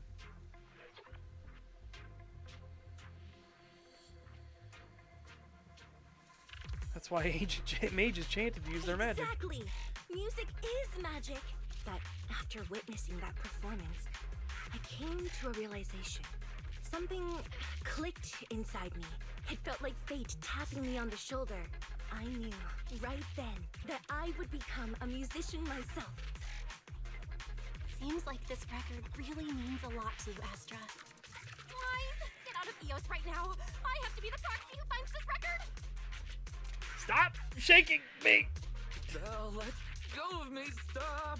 Eos is getting dizzy. Oh, you two are just so adorable! Fighting inside a bamboo.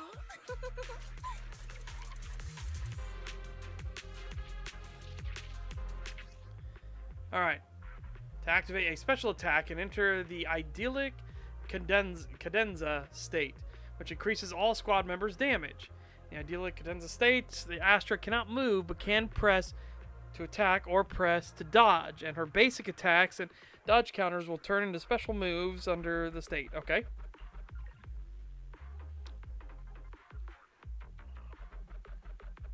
There's quick assists. When the active character lands an attack or heavy attack on the enemy, Astra Yao can trigger the other squad member's quick assist if she has enough energy. By the way, she can also stick around on the field and buff you while she's there. And switching back to Astra Yao, if she is already in the idyllic cadenza state, she launches a special attack upon switching in. Launching Ultimate Fantasian Sonata, Astra Yao enters the idyllic cadenza state and restores HP to all squad members. Using this skill, the next 2 quick assists will be replaced with chain attacks. The first objective is the Ballet Twins control room. Please lead the way, legendary proxy. Control room is just ahead. Come with me. Whoa!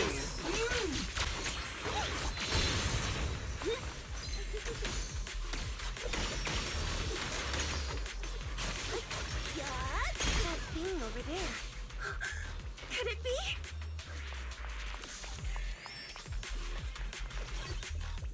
Okay, Time Worn document. Paranormal Exploration Journal. Exploration team log. I was right. I knew today would go smoothly. Our astronaut recently dug up an old comment from Paranormal site a few years back. Rumors back then that only the great music could summon the marionettes of the ballet twins? The ID named Sofa Cushions and Potato Chips, who claimed to have bootleg recording of Duran. Very confident that album is a true musical masterpiece.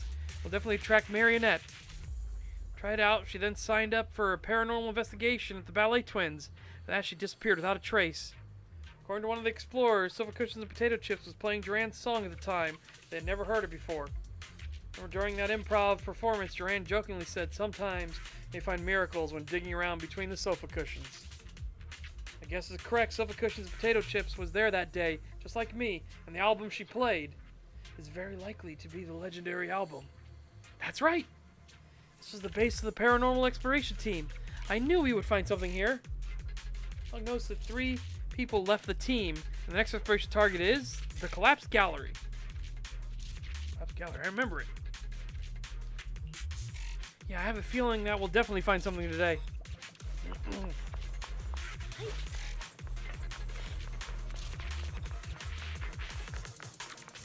Thank you.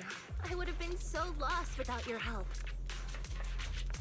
Well, if you really want to thank us, then could you autograph? Please stay close to me. Got it. I didn't expect you to be so chivalrous.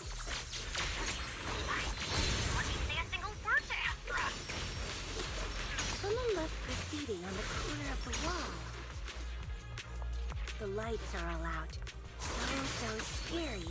I think I heard singing. I wonder if it's something left by the Paranormal Exploration team. If I get the chance, I'd like to hear Marionette singing. I wonder what an ethereal song would sound like. We've heard it before. We had to fight him multiple times.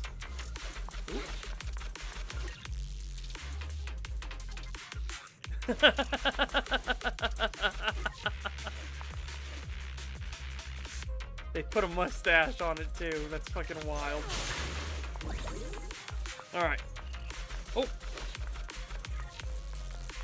Tasty.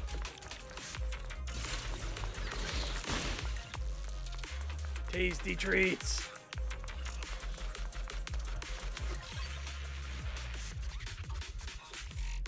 It's like an external memory unit for a Bang Boo. Could there be any clues? Should we try reading it? Come on, Wise, open your mouth.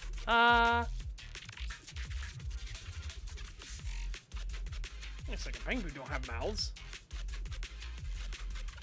Please insert the data unit here. Reading data. Here's the Bang Boo from the Paranormal Exploration team. For leaving the gallery, they went to the pantry and then came back. It's a bit strange. Shall we go check it out?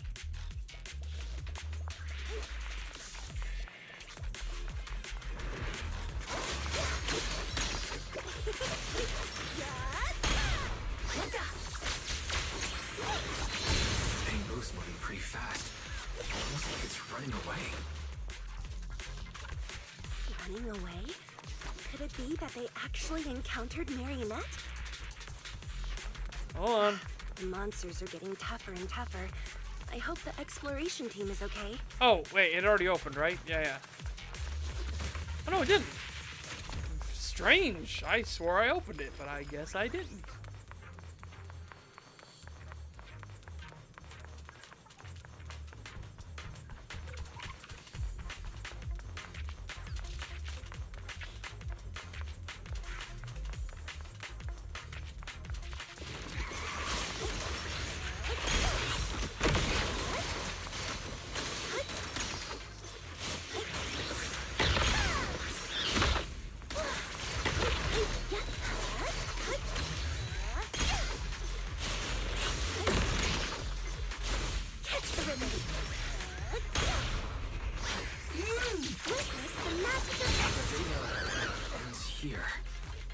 I suddenly feel really worried. Will the exploration team be okay?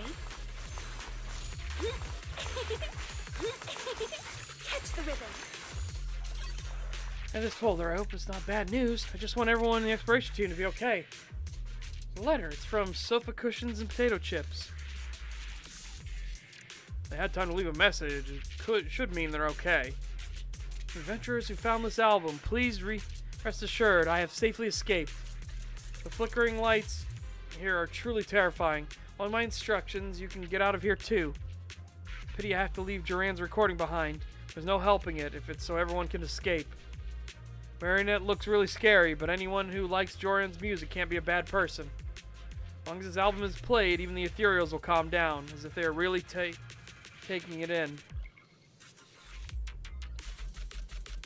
She's a pop idol, basically. She's the #1 singing sensation, and we're trying to get the album that most inspired her back. Take this opportunity to run to the gallery downstairs. I left a hollow data storage unit there. Hope you get out successfully. Phew, I can finally relax. It seems they safely escaped under the protection of Duran's music. Wait a minute, does that mean? Unofficially recorded album. Okay, so now we have the music. I found it. This is it. It really exists. I'm so happy. Oh, wow. It's a bit of both, actually. I'm going to make a small request so I have a chance. It's a good opportunity to raise the price. Actually, Belle has always wanted Astra's autograph. Would that be okay? Is that all? Of course, no problem. Must be written to my beloved... It must be written to my beloved Belle. It has to be better than the one for my brother. Oops, I suddenly realized I don't have a pen with me. Let's get out of here first, then we buy a pen, and I can sign whatever you want. Finally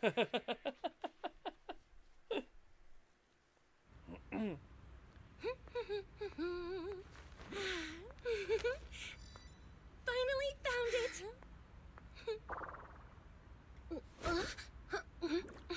Gotcha. Ow. You got me? Miss Yao, let's keep improvisations on stage, shall we? Now then, please get in the car. Bye-bye. Wait, I almost forgot.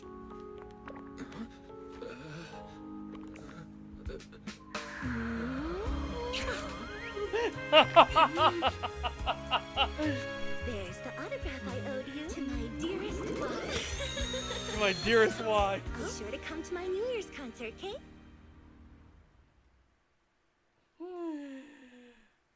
Oh, fuck. Belle's gonna be so mad.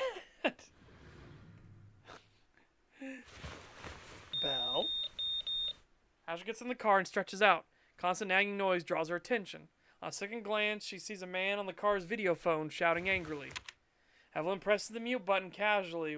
Sound cut off, the man's angry expression looks even more ridiculous. What's Mr. Hobson blabbing about this time? It's gotta be a whiny version of, please don't run off alone and stay safe before the show. I mean, if there's anything that needs to be done, just give me the orders. There's no need to put yourself at risk. Eve, are you angry? No, just a straightforward, calm protest with no whining. No, the Perlman situation got resolved at the end here of Season 1. Now we're on to, like, uncovering the cult and everything. Some Pengu have all the luck, lol. Oh, don't be mad. Check out what I found. It's Yoran's legacy work, the legendary secret record. I told you before, remember? After Yoran left the agency, he held a small fan meetup in a music store. I was there, and so young at the time. I never thought I'd find a recording from that day. It's all thanks to the proxies. I definitely would have gotten lost without them.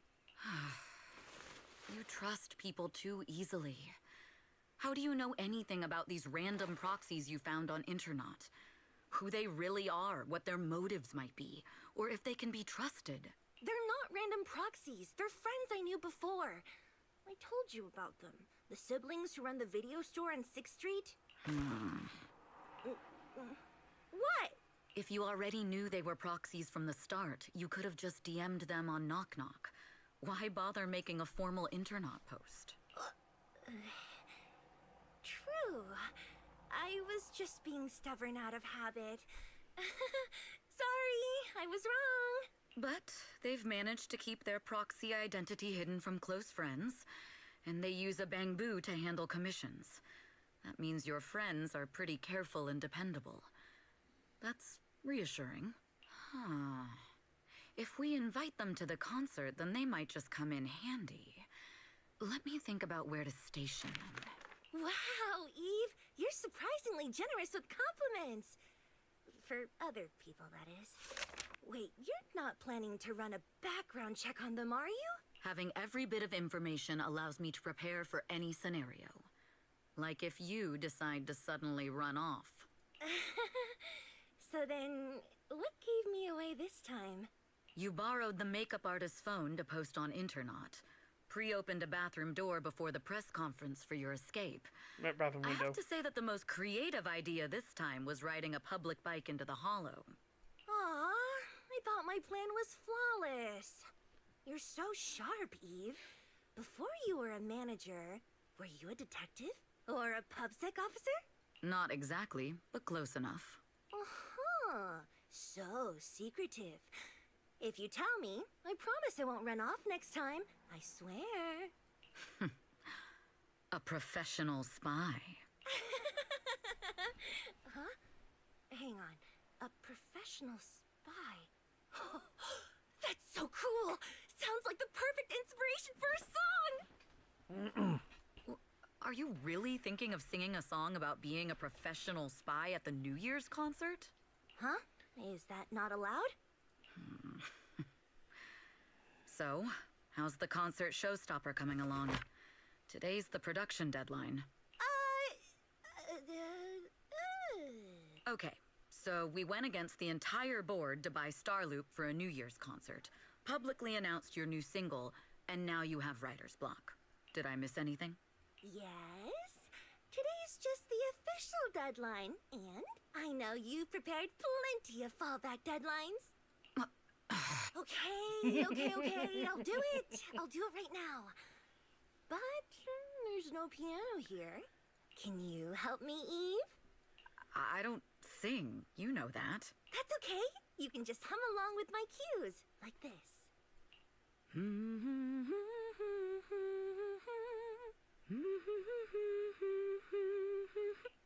Oh, wow.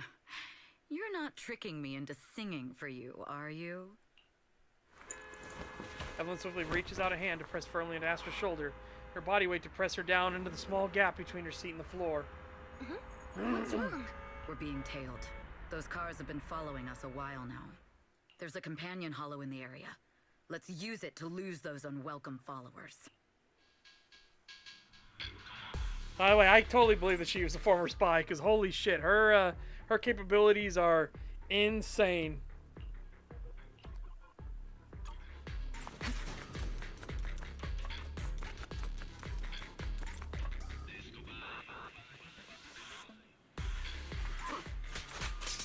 You think hiding in a hollow will make everything fine?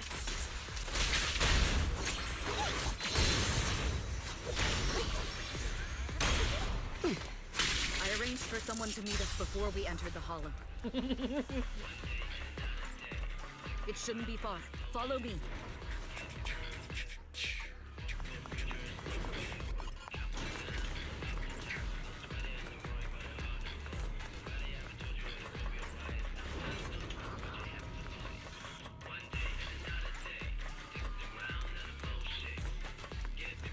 Where are you running off to, Ashley Gal? I'm with you. You are not worthy of speaking to Monsieur. I won't betray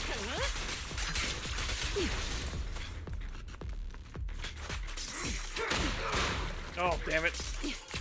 I didn't get the dodge in.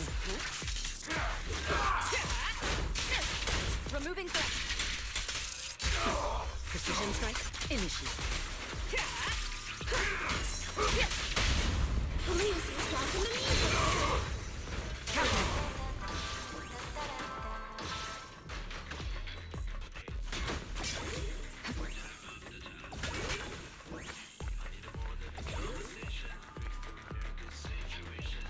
think she runs a little faster than Lycaon does.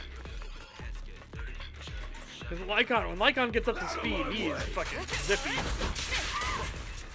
The intel was right. You really can fight. So this is where your true strength lies. I knew you were just a talentless company puppet. Got it.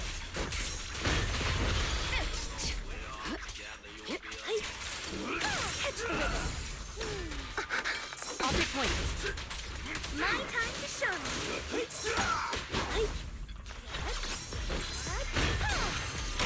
Nothing reaches my defense. The best defense is a strong offense.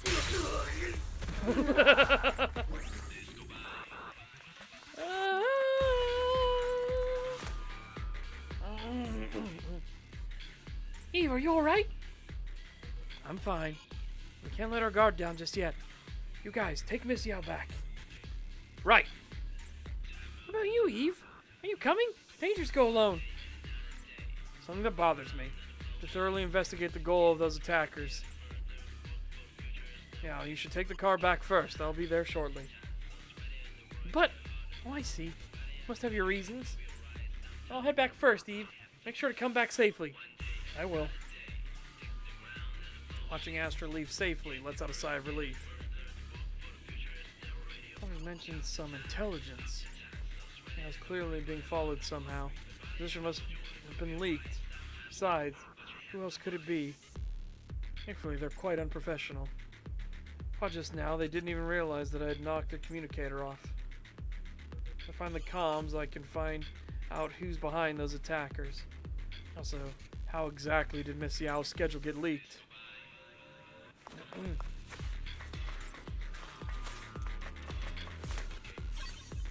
Is it? Completely wiped. This is why they're not worried about losing their communicator. They said no data could be completely erased. Time to meet an old friend. Code is. I remember. It's the payphone on 6th Street.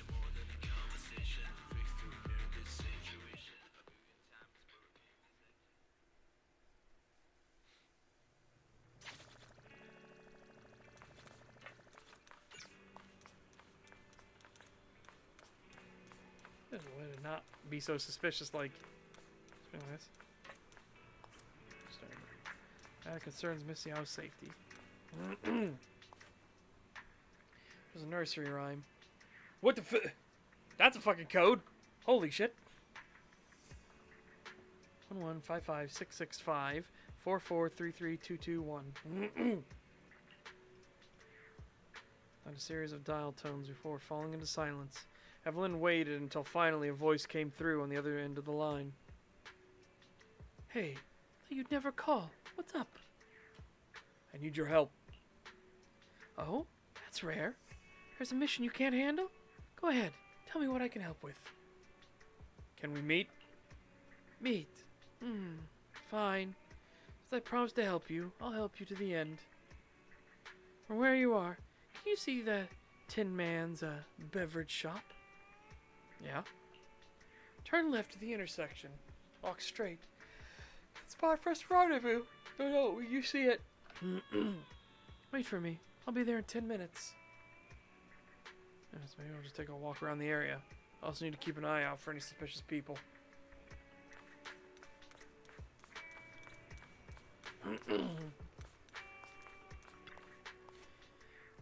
Bit sleepy. Please give me a cup of coffee. Dear guest, coffee is not just a tool to keep you awake. It has its own mission. Oh? The aroma of coffee is meant to relax people, while its bitterness is the true taste of life. A cup of good coffee is actually a conversation with one's innermost thoughts. I see. I've underestimated the meaning of coffee. Not many people know how to slow down and savor it. Hope this cup of coffee brings you a moment of peace.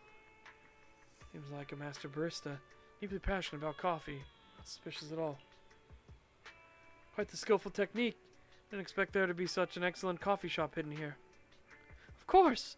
6th Street is a place full of hidden gems. Hope you'll visit often in the future. Just as I expected. Thank you for the coffee. Time to head to the rendezvous point.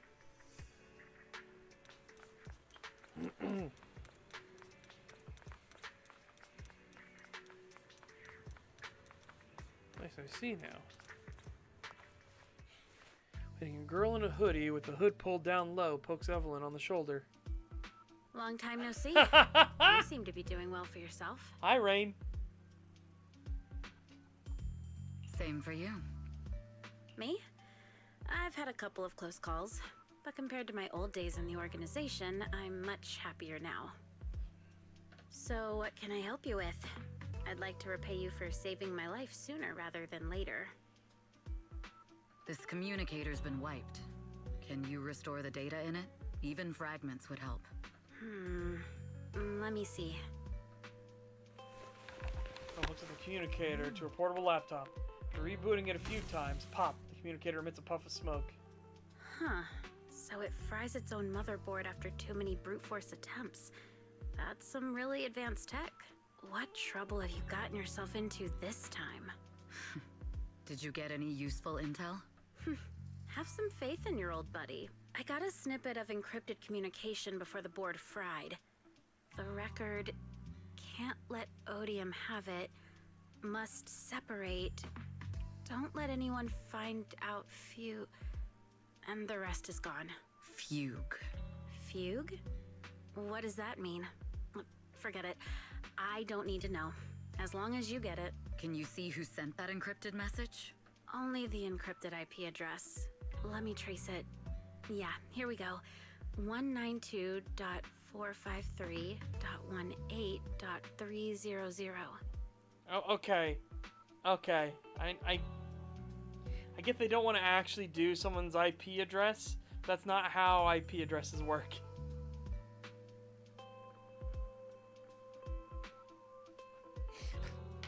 I get they don't actually want to put someone's IP address out there because, you know, somebody might do something stupid.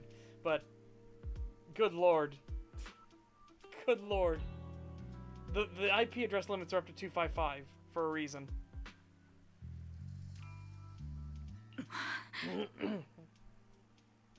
Your look says it all.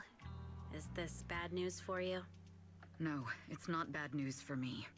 But it's very bad for the person I'm trying to protect. Wow, you really have been doing well. Oh, what makes you say that all of a sudden?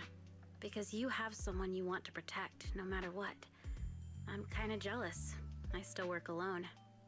You don't have to. Victoria Housekeeping saved you, and you know you've worked with Vathan before, so. I've made some interesting friends too, but they've saved me a couple of times, so I feel like I owe them, and it's kind of embarrassing. That's fair. Otherwise, if I teamed up with them, we'd probably be unstoppable. Accurate. Huh. I'm a bit intrigued that you think so highly of them. They're pretty famous on Internaut. The name is Vathan. If you can't get a hold of me next time, try reaching out to them. Tell them you know me. Might even get a discount. Got it. That's all I got before the motherboard fried. I hope it's useful. Very useful. You haven't changed. Still as reliable as ever. Well, I'm heading back to my safe house then. I'll see you next time. And who knows when that might be. Take care of yourself out there. But you've always been so cautious. I'm sure you'll be fine. Oh yeah, what name do you go by now? Evelyn. Evelyn Chevalier. Evelyn. That's beautiful. And sounds real fancy. I go by Rain now. Nice to meet you, Rain. Rain smiles at Evelyn and leaves. As Evelyn watches her go, she thinks to herself, Rain, a beautiful name too.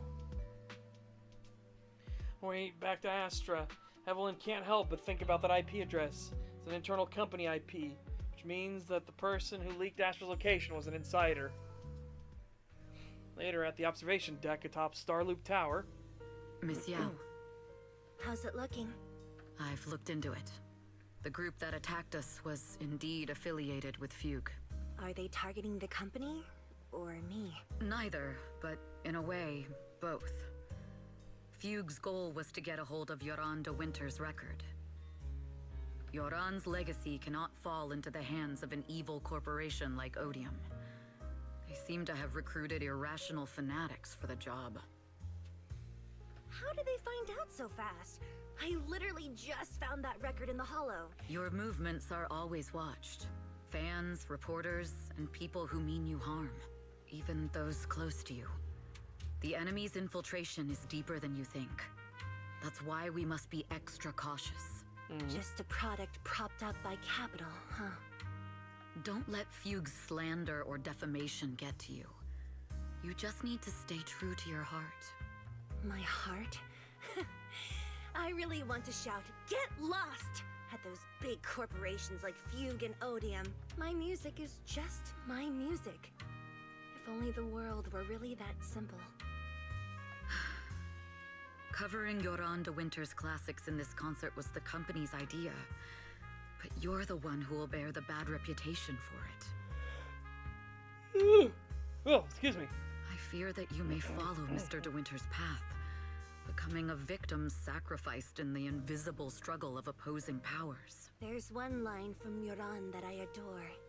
Every heart is a lonely note. His songs truly have a special power. On the night the old capital fell, I was huddled under a blanket in a makeshift shelter, wondering if my mom and dad had fled without me, or turned into terrible monsters. Even though I knew I was lucky to have survived. Even though I knew my life had been bought with someone else's. The person who rescued me told me, "Be happy, child. Live on with a smile." I knew I should stay strong, but I just couldn't manage at that very moment. The shelter's old speaker started playing a song. Turns out, that song was Yoran's. Without me noticing, the melody somehow melted away all my fears and loneliness. Tears fell, but they weren't sad tears. They were tears that cheered me up and helped me face the future with a smile on my face. Sorry, I opened up a drink and it decided to make itself known. Poof. I wiped those tears and realized it wasn't just me. Everyone who'd heard it rediscovered a connection between hearts after painful loss. Yeah, the one thing I appreciate in this is that the fall of the capital wasn't just treated as some, like, nothing burger, right? How many games, not even, again, just take the fact that this is a gacha game, that's already wild enough, but how many games just in general take, like, a major event, like, oh, this super attack, you know, we lost thousands and thousands of people, and then they don't really do anything with it. It's just referenced in passing. Here we see time and time and time again all these different people and how their lives were changed and altered because of the event, because of the fall of the old capital. Like, it's called New Eridu specifically because Eridu was swallowed into Hollow Zero. And we see that, like, the ripples of it are everywhere. The people act the way they do. They come from the backgrounds they come from because of the fall of the capital, right? The rise of the Red Fangs was because of the fall of the capital. Vision Corporation and everything came about from the fall of the capital. Victoria Housekeeping, Mockingbird. Oh, okay, you don't know much about Mockingbird yet, but Victoria Housekeeping came from the aftermath of the capital falling. Like, there's just so much more to it. It's always weaved in that all of these people have been touched by that event. You know, it's not just like a background detail like, well, I lost family in the old capital, and everyone just kind of like passes by it or anything like that. It's focused on, it's highlighted. It was Yoran who helped me realize the power that music has to deeply captivate the human heart. Every era needs its own songstress. People place all of their hopes in her, and she must bring them hope. If every heart is a lonely note, then I hope my voice can weave the staff lines of our times. Open the curtain, so hearts have no more divides. Let everybody's voice be heard, echoed, resonated, and stitched together into the most powerful melody in New Eridu. Carefully putting Duran's record away, Astra strokes the control panel a few times of playing an instrument in silence. The curtain of Starloop Tower slowly begins to lift, Dreamscape quietly unfolds, floating in the night sky and welcoming the starlight and distant beyond.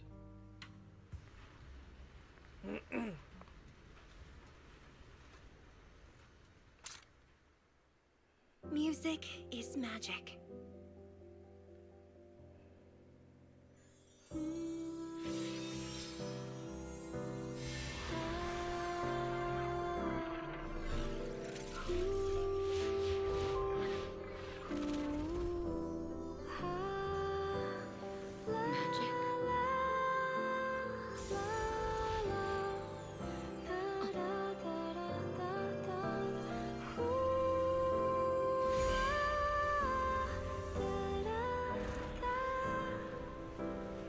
True. Maybe I am enchanted by some kind of magic.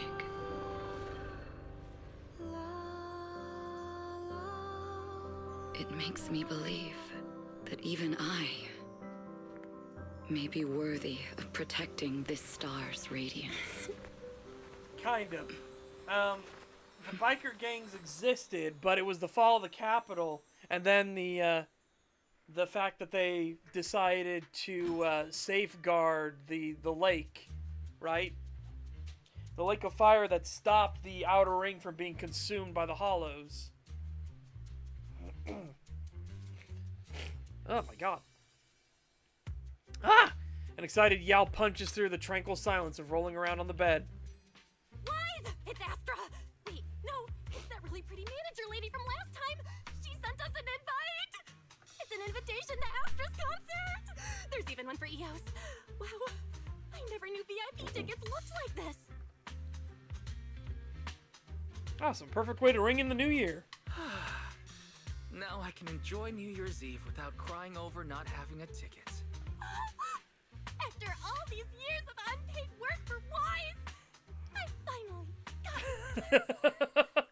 I will flick you in the forehead. Unpaid work for me. Checking the world's last city can wait until after the concert. Oh, it is the last city. Interesting.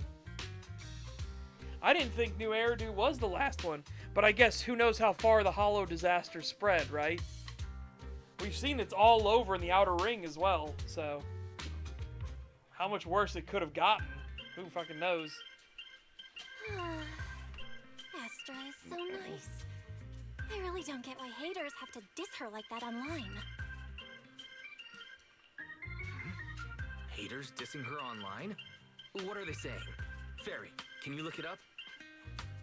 As of today, ever since the announcement of this astronomical moment, New Year's concert, discussions related to Astra Yao have consistently dominated the top trending searches, accumulating 8.26 million views. Negative opinions about Astra Yao account for 14% of all traffic, mainly focusing on the following points. Number 1, she's ugly. Well, that's fucking not true. Huh? That's outrageous. Sure, beauty is subjective, but calling Astra ugly is just absurd. We can't let them slander her like that. Understood. 173,925 new accounts have been registered to launch a full-scale attack against all comments claiming Astra is ugly. No! Bad, no, very bad!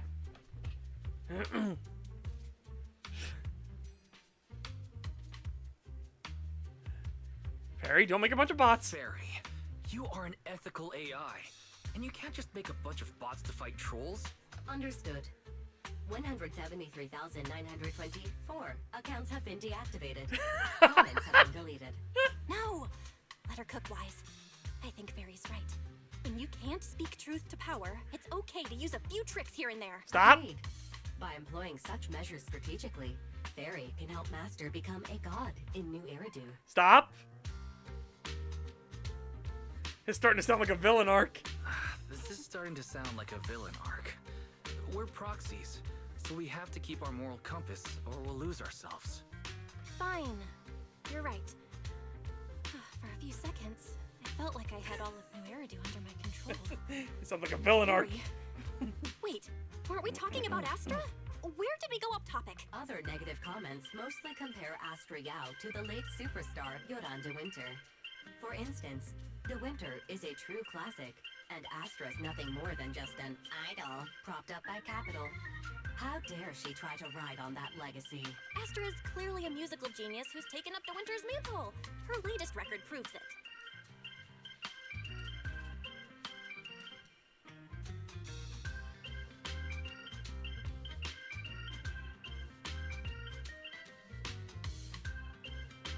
It's not like Astra's success comes solely from corporate Astra propaganda. is Astra, and money is money. She stands on her own merits. It's not like her success comes solely from corporate backing. Haters gonna hate. They just have a chip on their shoulder or something. It's either this or some other dumb reason like those "she's ugly" comments, which is exactly why we should hit them back. Hard! Stop. It wouldn't be good if we caused trouble for Astra and Evelyn. Fandom feuds can affect public perception.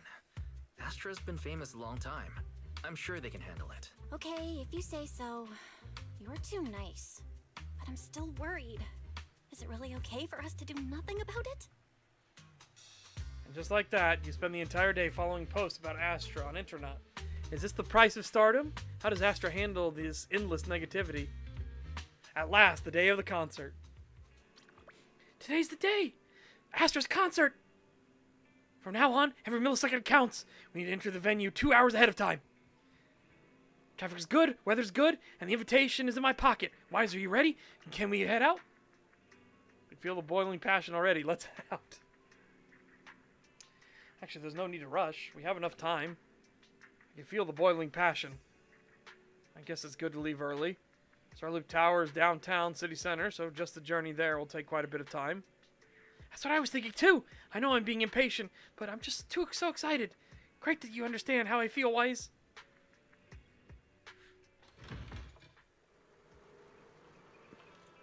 All right.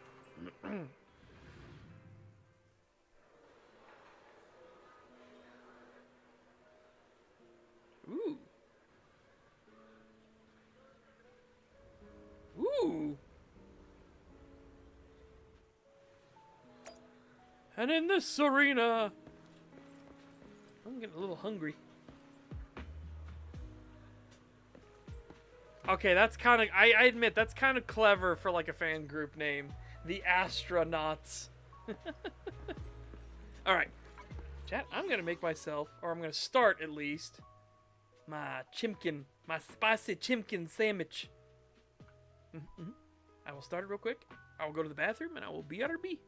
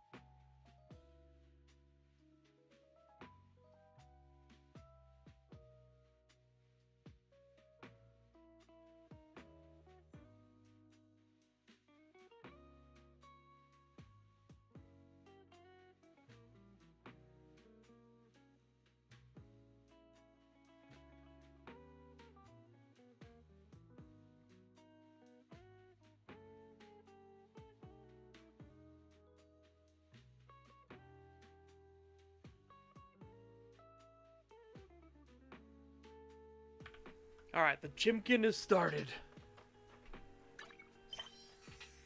Okay. The chimkin is started. Oh, this is it! The legendary star loop! Look, they even made matching glue sticks! Astra really thought of everything. In the new year with my brother and Astra. Is this real? Not dreaming, am I? Your jaw's on the floor. No. Your jaw's about to reach the floor. You look so funny. I have to take a photo to record this. Sure, let's take one then. Although I've already set EOS to real-time recording mode. Everything that happens today, every minute and second, I'll make sure to record it all. Spending the new year with Belle and Wise, must record it all. EOS wants to be in the shot too. Can we ask someone for help?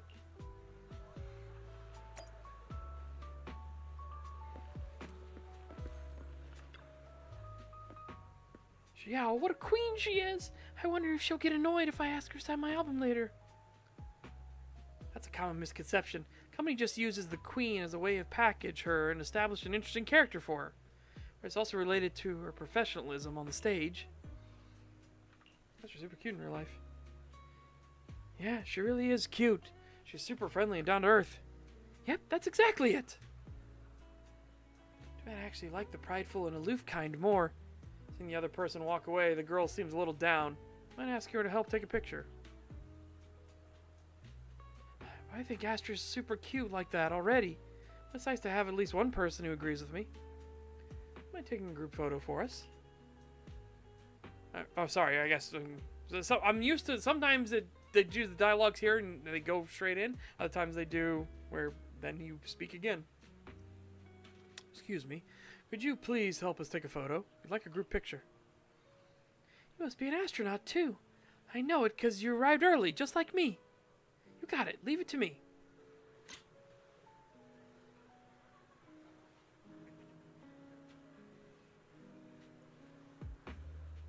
Yeah, I want to get that in the background too.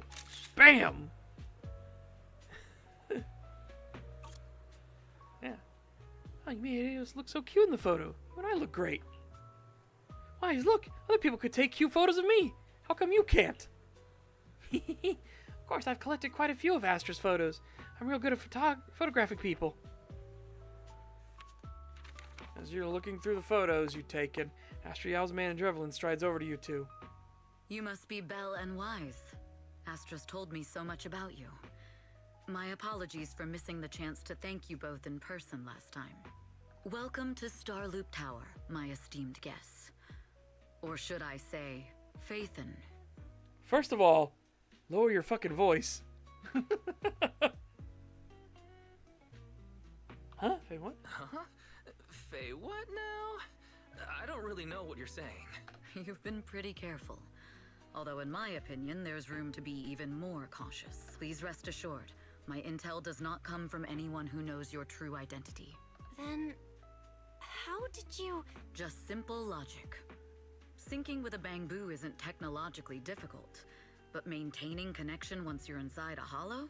The only one capable of that level of in-hollow communication is the legendary proxy, Faithen. Of course, the reason I could draw that conclusion was because Astra knew you were inside that bamboo.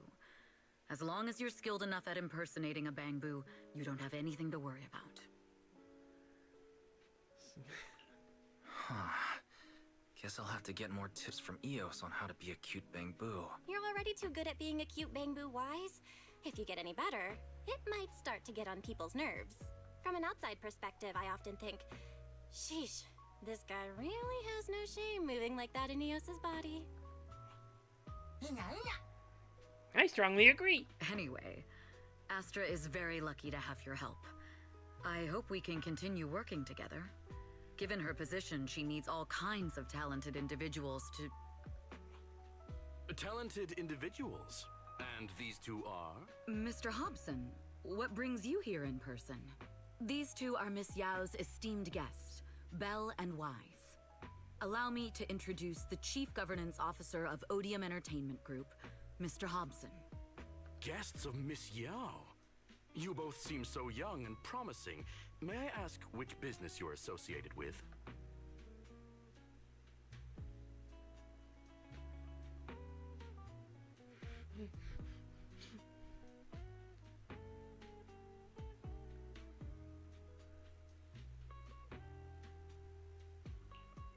We run a video store on 6th Street. I see. Well, Evelyn, since Miss Yao's esteemed guests are here, why don't you go attend to them? But what about the security? I'll handle it. Understood. All right, dear guests, please follow me. See, I was like, if I said, oh, freelancers, he might be more curious, right? I figured, let's just give him the cold, boring truth. We run a video store on 6th Street. And then just be like, oh, they're just the peasantry. Got it. One guides you through Starloop Tower, giving you a bird's eye view of the entire skyline. It's stunning, but you feel a pair of piercing eyes fixed on you the whole time. That gentleman over there keeps staring at us. It's a bit unnerving. Well, today's performance is unlike any before, with far too many variables to track. Hobson, I mean, Mr. Hobson, is naturally a very meticulous person. So, what's so special about today's performance? That's a secret. Just sit tight and wait for Astra's big surprise. Uh-oh, he's glaring at us again. So intense. It must be tough working under someone like him. Not at all. In fact, I don't work for him. I serve Miss Yao. He even asked where we worked. When I told him it was just a small business, his face immediately froze. So intimidating. When you told... Oh, the coding fuck up. If you had told him you were Phaethon, you might have gotten a big smile out of him. For someone at his level, quickly judging others based on their usefulness is second nature. Anyone deemed useless won't get a sliver of his attention. It's practically a survival skill for someone in his position. Astra isn't like that. If we're talking about level, then she's technically above him. That's right. Despite her position, she never looks down on anyone. With all that talent, she never sees herself as special. That's why she's so precious. To be honest, before meeting her, I didn't think someone like her actually existed. At first, I kept waiting for her to show her true colors. I know exactly what you mean. Who'd have thought the brightest star in New Eridu wasn't putting on a facade and was genuinely such a pure person? Is it just me? Or is anyone else worried that Astra might get hurt by being her genuine self? I won't let that happen. Ellen turns her face slightly. It's like she isn't saying this to anyone else, but softly reassuring herself. Think of surprise. Eve! A familiar voice comes rushing in our direction. Alright, hang on. I'm gonna go check on my sandwich. My sandwich. I want to make my chimkin. My spicy chimkin. Be right back.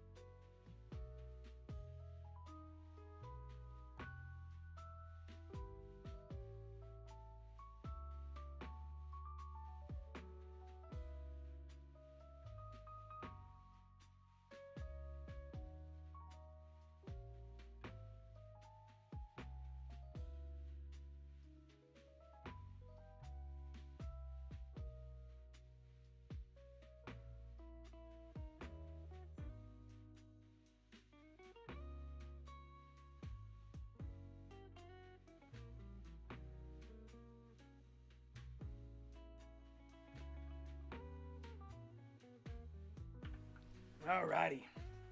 I've got my chimkin with some mayonnaise on it and some letuche, as well as all on a bugle. So, you know, super tasty food. I don't know if you've ever heard of all that. It's all fancy French.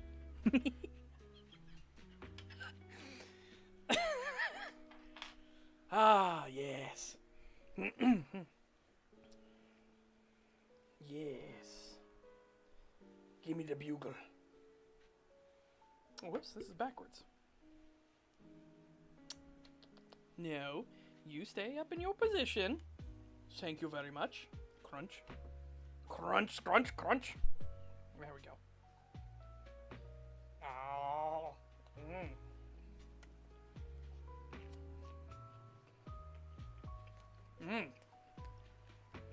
Both. I'm talking both. Eve, help! Belle, Wise, you're here too! What happened? I just got scolded by the music director. Oh, he was furious. It was terrifying. I'm sure it's not the director's fault. How's your final song coming along? You've blown through 20 deadlines we set for you, and today is the absolute final submission day. Huh? Well, I can't just put out something ordinary for everyone, right? Once inspiration hits, it'll be fine. So, until inspiration hits, you need me to take on the director? Eve, you promised to protect me from any danger, right? Now's the time to save me from this berserk deadline-chasing director!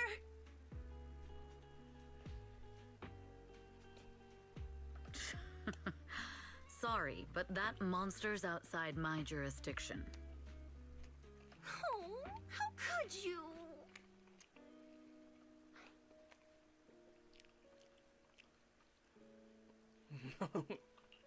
This kind of back and forth feels oddly familiar, doesn't it, Belle?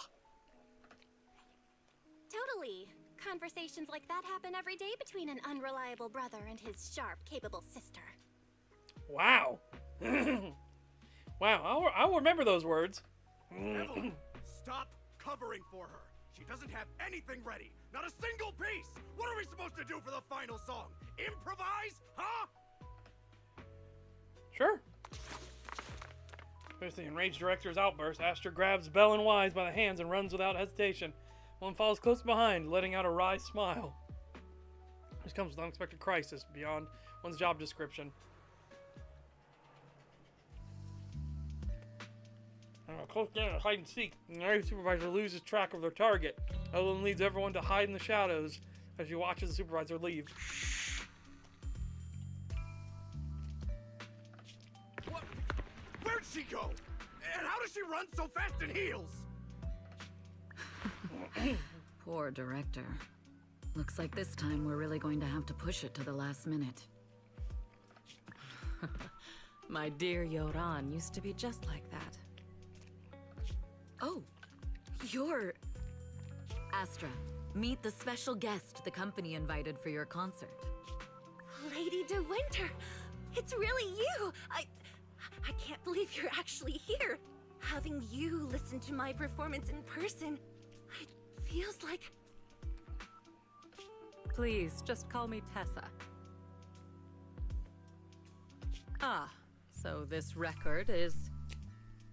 I know it's a tad bit last minute with the show starting soon and all, but would you mind if I borrowed it for a moment? Everyone's been saying that you're the rising star who will carry on Yoran De Winter's legacy. I'm truly sorry to say this, but to me, no one will ever replace Yoran. Yoran's music has always been my guiding light. Without him, I never, ever could have made it this far. Oh, right. I'd also like to thank you in person. I've always wanted to pay tribute to Yoran with this performance, and I heard the company finally got your approval. I'm truly honored. Pay tribute? Today's your debut show at Starloop Tower. Honestly, performing your own work would be more than enough. Yoran, He belongs to the past now. No. His music transcended time and space. He's beyond amazing. Honoring him on stage at Starloop Tower has been my dream for as long as I can remember. Well, if that's what you've set your heart on, then I wish you the best of luck tonight. Did she swap the disc? I feel like she swapped the disc.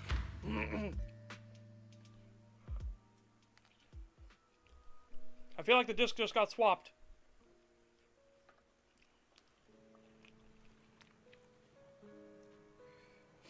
This VIP room offers the best view and is usually reserved for special guests. Prevent company staff from interfering. I booked it under Astra's name.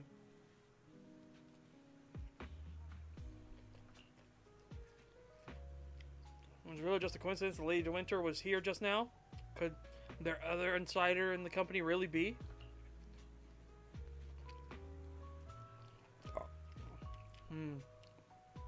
This way to dispel suspicion is to uncover the truth. Huh, spicy. Ooh! Nice background. Also, spicy. Ah! Give me a momento. I'm gonna go grab myself some yogurt. Yogurt.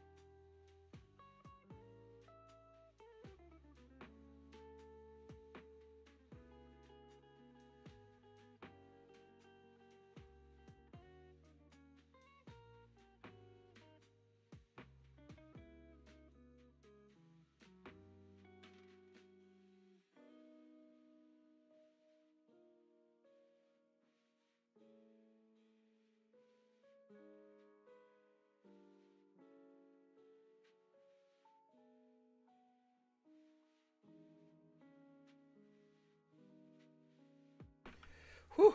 The spice must flow! Oh, the spice must flow! Right in my mouth! Ah!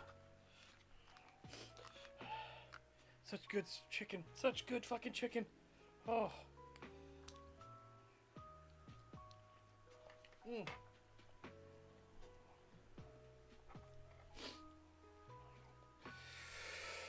Ah. Especially because I have GERD. It's really... I shouldn't be eating spicy things in general just because I have GERD, but whew. It's just too damn tasty.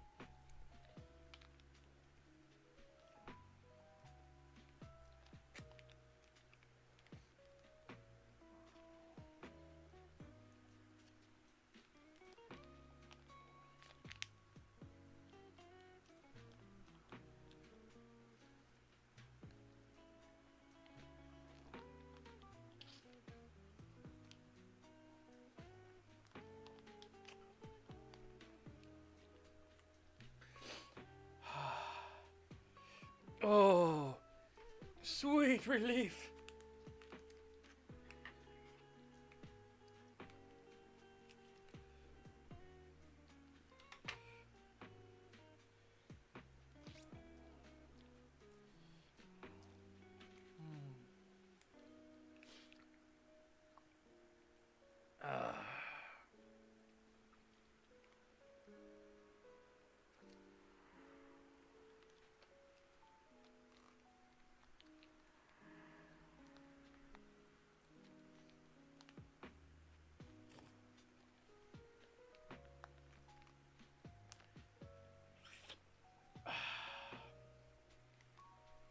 Man, cherry yogurt is so good.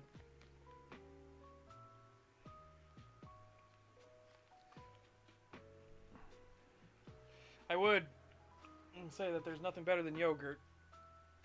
Like, yogurt's just always good. And then you try the travesty that is frozen yogurt, and it's just like, oh man, you ruined it. How'd you ruin it? How'd you ruin yogurt? Regular ice cream is so much better.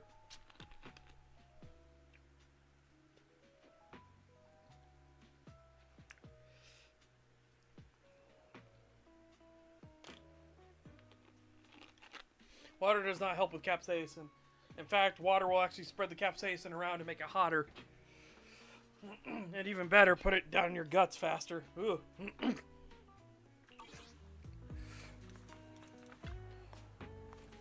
Eve, where are you going? Performance is about to start. Just my imagination, or does something seem to be weighing on your mind? I've just been with our 2 guests all this time. There's still a lot of work to go over again. Oh, Eve is so serious. So there won't be any issues, even if you don't go over it again. How about you leave that and come backstage with me instead? Just kidding. The only reason I can focus on my creative career is because you've been helping me all those troublesome tasks. So let's go with your plan. Miss Yao. Go ahead with your work. I'll play with Belle and the others for a bit, then head backstage. Victor may not have calmed down yet, so we better not go too early. Alright, see you tonight. Okay. Lent heads off in the direction Lady de Winter went.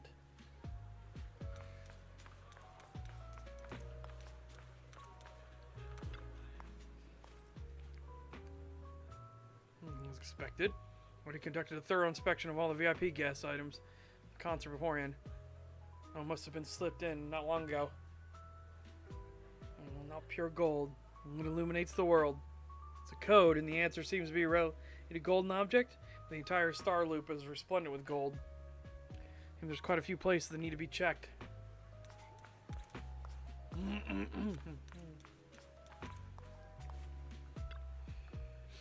Carefully examines the gold record sculpture. Total of 8 discs, and they don't seem to be anything special. Sculpture almost perfectly fits the riddle. Wait, could it be? Answer to number 8? The Asher concert also starts at 8 p.m. This can't be a coincidence. Almost certain the first clue is the number 8.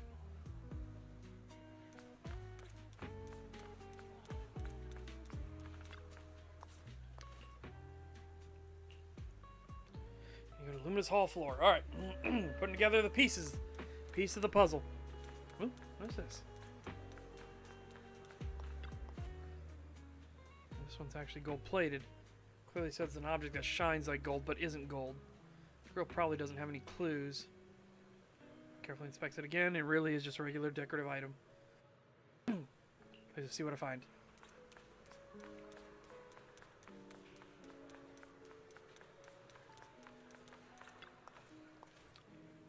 Password and connecting to the camera's control panel. Those are all fine. No suspicious individuals spotted.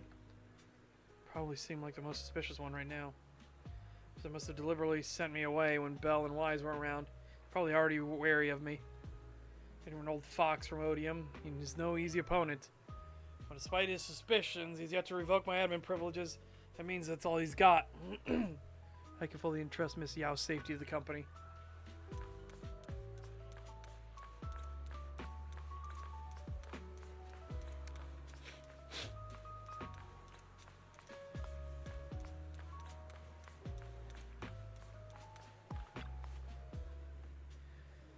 Plan had been tampered with. Looks like I was right. The secret message they left for me. When unraveled, the tangled plant leaves revealing the word landing carved onto them. Landing.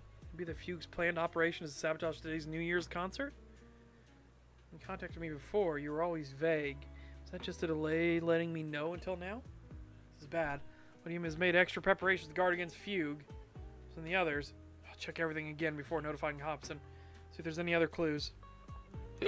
Covering a map hat, found that key lime pie was the best at countering spicy food. Capsaicin is slightly acidic, so acid will reduce it.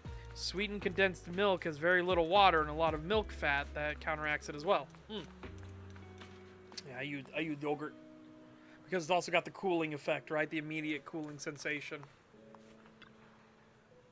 See how's poster. Radiant and dazzling, though not pure gold, it illuminates the world. Yao may not be made of gold, but she shines just like it. And keeping things from her, what does that make me? An opportunity, private room just now, and I let slip through my fingers again. Poster must be hiding a clue. The word upstairs is vaguely visible on the dark part of the poster. Could be referring to the atrium? clue from the coded message points to 8 p.m. Atrium Landing. Kind of warm key lime pie you eating? Well, I don't like lime. Wow, such trust. They won't reveal the meeting details to a traitor like me until the last moment. It seems Fugue never fully trusted me from the start. No surprise they'd plant another mole in Odium. I'd do the same thing if I were in their shoes. With a double infiltration setup, if one gets exposed, the other one is ready to step in as a backup. Whoever made these arrangements is certainly a capable individual. I'll just notify Hobson about the Fugue attack. His people should be enough to handle it. There's still time. If I set up everything before Fugue arrives, I can block them off. I need to confirm the identity of the other mole as soon as possible. I don't want the communicator buzzed. Mr. Hobson. There's a security breach. We need to take care of it immediately. Where are you? I need to speak with you as well. I've uncovered quite a few Fugue-related leads. Oh, related to Fugue, you say? That's unexpected.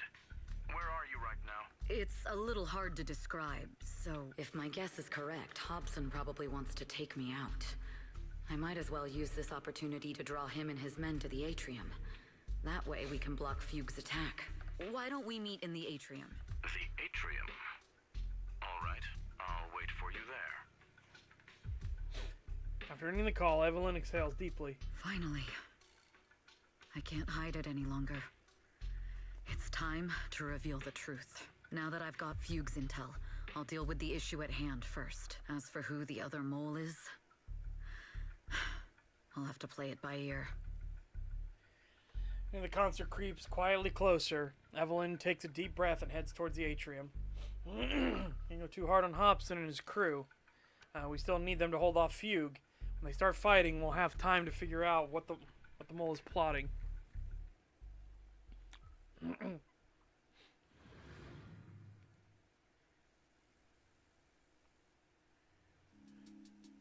Evelyn A. Chevalier, former producer of Redo Lucky Star, then assistant director at Parquet Factory Films for 3 years, joined our company 2 years ago on Monica's recommendation. Very impressive credentials. Too bad it's not the real you, is it? Shields Green. An elite spy from the organization infiltrating the inner circle of our company's most valuable asset. How unsettling. Fugue's spy must be removed immediately. Wouldn't you agree? Is this order from Miss Yao?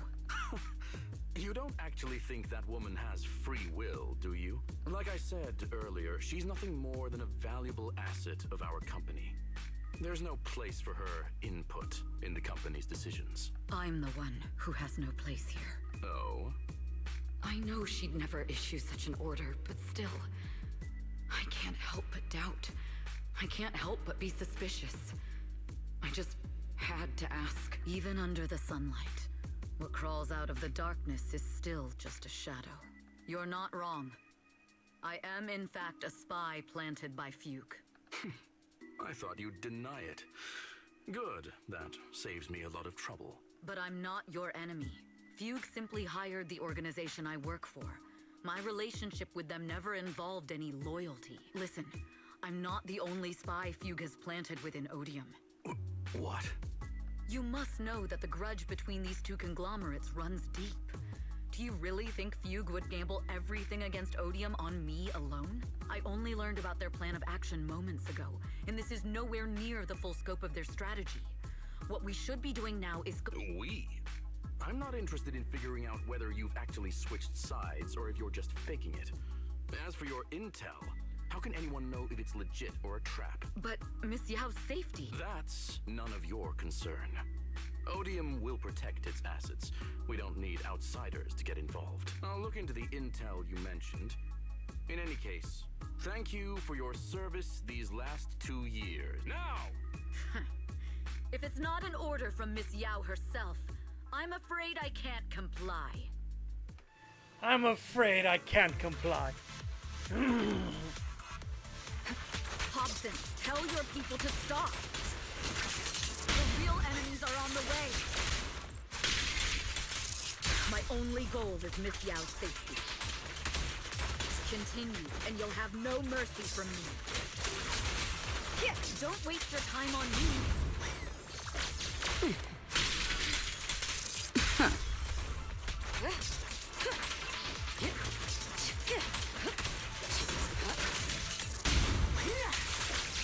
Fugue's enforcers are coming. It's your job to protect Miss Ya. We've reached the area. What's going on? So Fugue's people showed up. Listen up! Evelyn has been colluding with Fugue. Take them all down!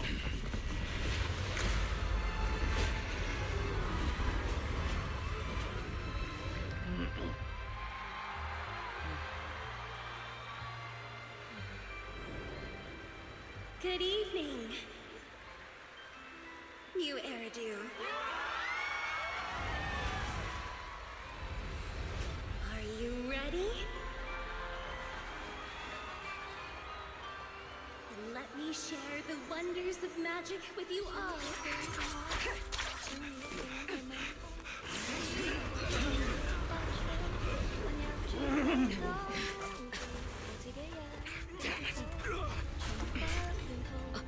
Miss Yao.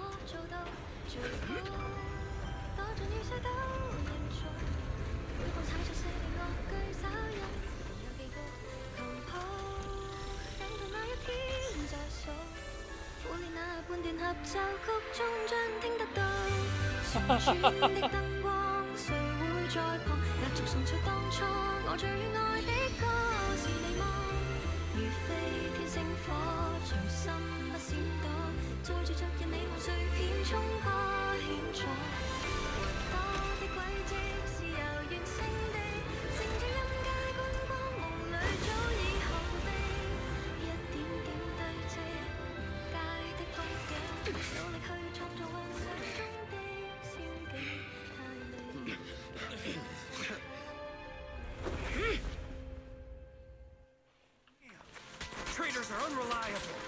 Go think. Traitor! Won't even think about running away. Take down all the Odium guys and that traitor. Take down that traitor and all the Fugue guys. Tracking down the Insider is more important than fighting. I wonder how things are on the stage. You even arranged people in the audience? You thought this was the end? We're just the advanced team.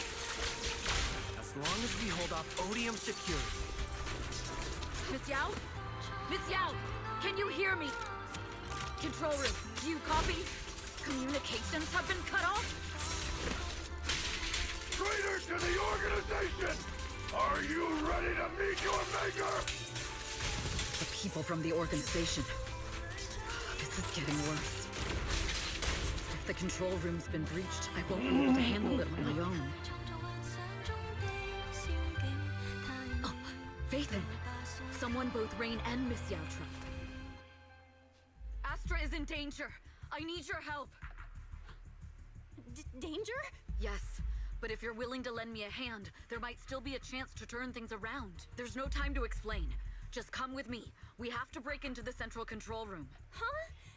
Break into the central control room? Even though we have the fancy title Phaethon, we aren't exactly fighters.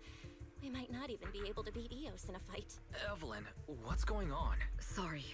I owe you an explanation, especially if I'm going to put you in danger. It's all my fault.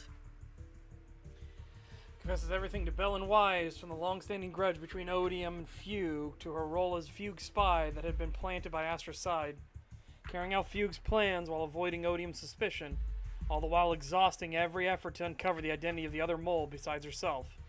So, that's the whole story. I betrayed Astra. Right from the first moment I met her. I failed to act when I should have, and that slowly led me to this situation. If anything happens to Astra because of this, I'll never forgive myself.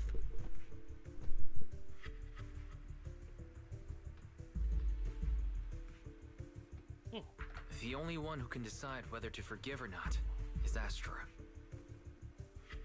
Correct. Correct.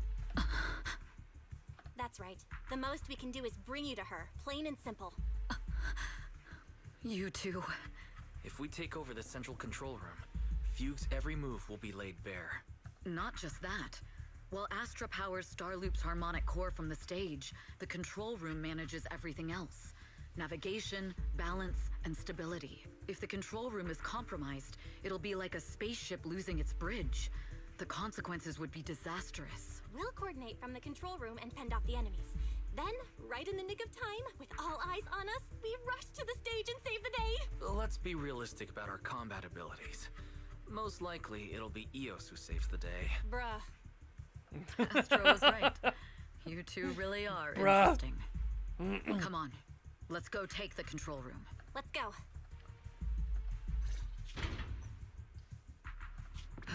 Fortunately, they're just unconscious. Who could have done this? Huh? This countdown. It's not a bomb, is it? Classic move. Let me take a look. Can we still get through to Astra? Astra! Astra! Can you hear me?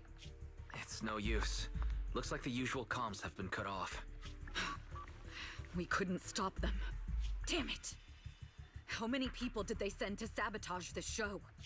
Leave the suspicious countdown to us, Evelyn. Go! Get to Astra. Take Eos with you and stay on comms. Got it. I'm counting on you two. Meanwhile,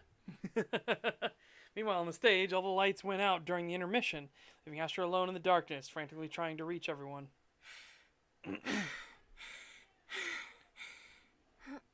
Director? Backstage? Control room? Eve? Can you hear me? A malfunction? This is bad. The next song is about to start. I've got no other option. Pushing the second before the lights came back on, the costume change was a success. Luckily, I hid my outfit on the stage ahead of time. Otherwise, the next song would have been a disaster. The style just doesn't match that gown at all. What's that sound? Bullets? This song wasn't supposed to have bullet sound effects. But wow, that's so cool! Why didn't I think of this before? Huh? Why are these weird old guys rushing onto the stage? Ugh, my comms were cut off too. This is bad. Eve, she must be on her way right now. I just need to hold out until she gets here. A few troublemaking old guys aren't enough to cancel Everybody ready? my show. I need a hero! Wait a minute. The tempo of this... End of the night! Perfect timing. The song's choreography is all yours now. Yeah. Do you really think you belong here with that pretty face of yours? You're nothing but a puppet controlled by Denny. This is just too much. I don't know how much longer I can take this. Why do they hate me this much? So many...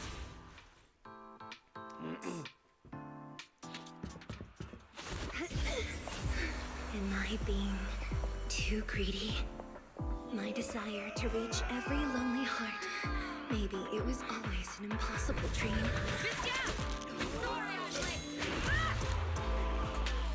But that won't stop me.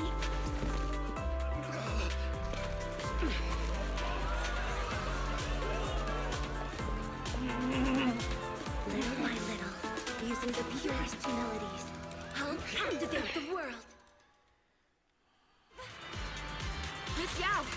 Please, come to my side. Miss Yao, the people from Fugue have breached our security measures. It seems like this isn't just about causing trouble. Who knows what other plans they might have. We must cancel the show immediately. Please come with me. Wait a moment, Eve. Don't forget about my audience.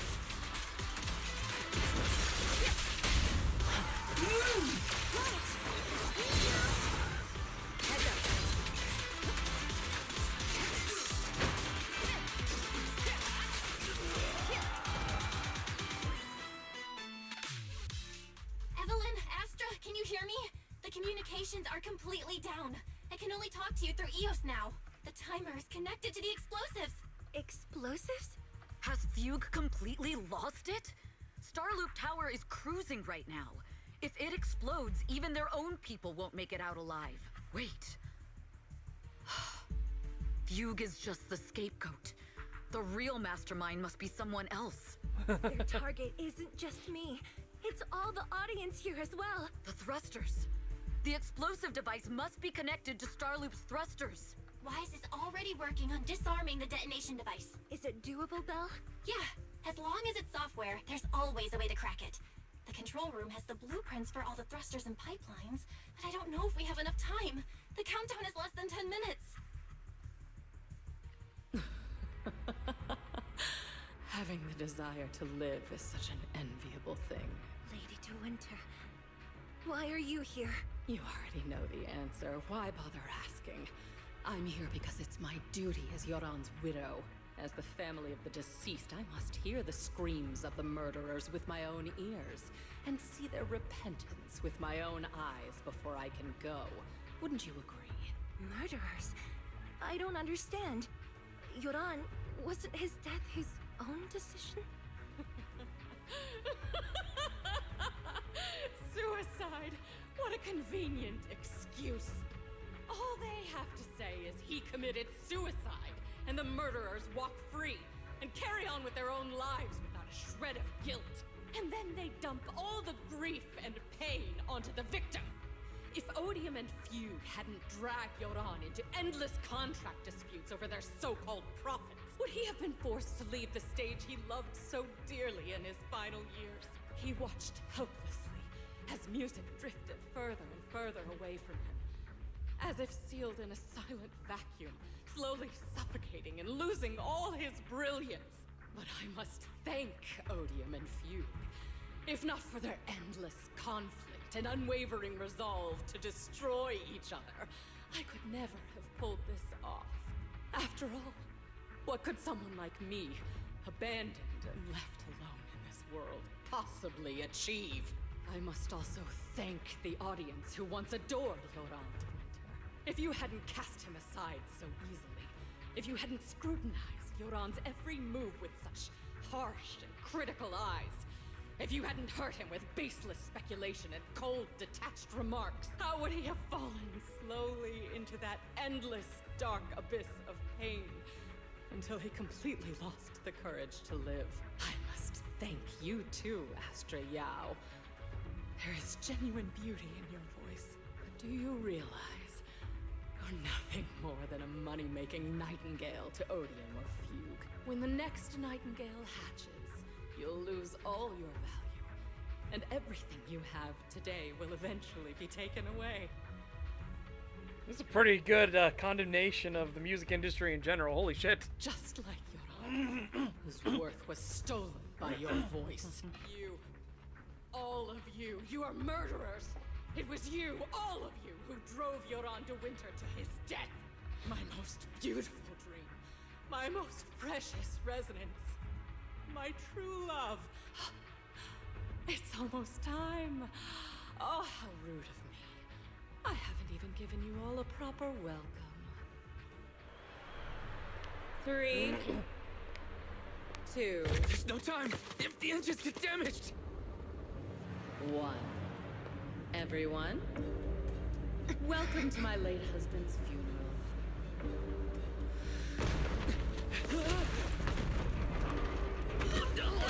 Whoa. Here we go.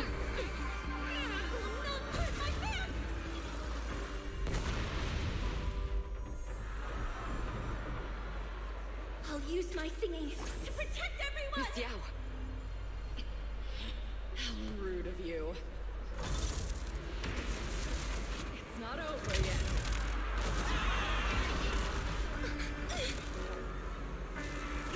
The harmonic core! The Starloop lost power! What do we do?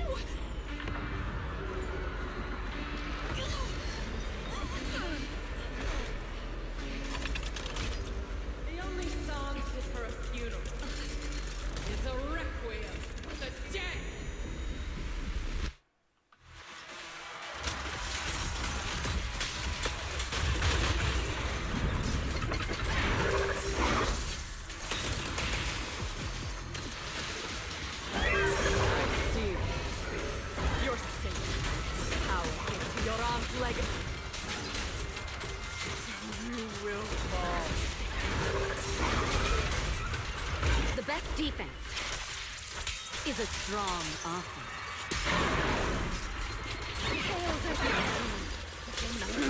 Cheap imitation of your aunt. Have you ever felt the endless darkness behind the stage? Every note the final rest in your aunt's life. I won't let you continue to desecrate his dreams on this stage. I will make you and everyone else understand. The glory in the spotlight is nothing but a fleeting shadow. You who pushed him into that abyss. It was you who deprived him of his last breath. Whew. Seeing the Terror Raptor about to crash, Lady De Winter suddenly pulled out a pistol. The hesitation aimed it at Astra. That moment, Evelyn rushed forward and shielded Astra with her body. Still pretending. My plan couldn't have gotten this far without your help. Evelyn! Are you okay? Speak to me. Do you really think she's protecting you? How laughable. Your so-called bond is nothing but a facade. What do you mean? She's not the loyal partner you think she is. From the very beginning, she's been a spy sent by Fugue to watch you. No, that's not true. Do you think she truly cares about you? No, you're just a tool she used to complete her mission. The trust between us is something you could never understand. Naive! Surrounded by endless manipulation and tangled interests. Do you really think there can be any genuine trust or real feelings between you? Absolutely sickening. You're all lapdogs serving the interests of capital. While Yoran was alive, all of you fed on his soul. Now that he's gone, you're still exploiting his final voice for profit. He belongs to me. Give me back Yoran's legacy! It's not what you think! Starloop Tower's harmonic core is powered by my singing. It has nothing to do with Yoran's works. I've been searching for this record because Yoran's voice holds an incredible power to connect hearts. His voice is a bridge, crossing all divisions and suffering. In our fractured, disconnected era, this kind of voice can mend the cracks and bring back long-lost resonance. You know exactly what I mean. I know you do. That night I heard Yoran's voice live was one of my most cherished moments. His voice carried us into another world, a sacred land of music. Before the concert started today, I told you this performance was my tribute to Yoran. You said he was someone who lived in the past, so now I'll bring him into the future. Stop dressing it up with fancy words! You have no idea what he went through! Perhaps you're right. I never truly understood his inner world. But maybe you didn't either! The Starloop is falling faster than earlier. Even if Astra can get the remaining thrusters to work, they might not generate enough power to keep us afloat. Based on the calculations, we might crash! Do you hear that? If Yoran's spirit is out there, he's finally answered my wish! Fall! Fall! Starloop will shatter and the false dream will plunge into oblivion! Wow. She's doing an old Viking tradition. She's casting herself on to be burned on the pyre with the husband, right?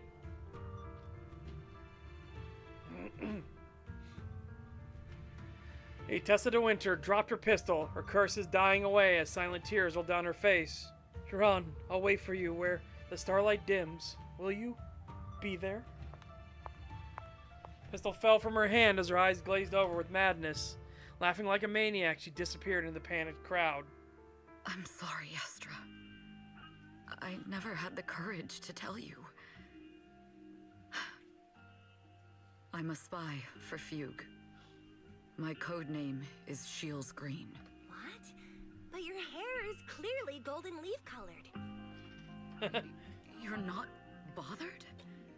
I've been deceiving you from the very start. My entire existence is a lie. What lie? That you didn't tell me your real name? You are you. The person in front of me is the Eve I trust. No matter what your name is, you're still the one who shielded me from all the noise, the one who protected me with kindness and resilience. I hear the purest melody in you. If only I hadn't been too afraid to tell the truth. If I weren't so selfish, maybe none of this would have happened today. There's no if. Everyone makes mistakes, but that doesn't decide our final destiny. The past is behind us. The future is still unwritten. And the only thing we can firmly hold on to is the present. Even if destruction is inevitable, we must face it in our own way, without regrets. Even if we're walking towards the end, we will greet it with the most beautiful melody. The most beautiful melody to greet destruction? Yeah, we are still falling. Kind of, might want to hurry this up. Yes. I agree with the messaging, but hope, we are plummeting towards our deaths. Final breath to shout and to sing. This is New Eridu, the last hope of human civilization.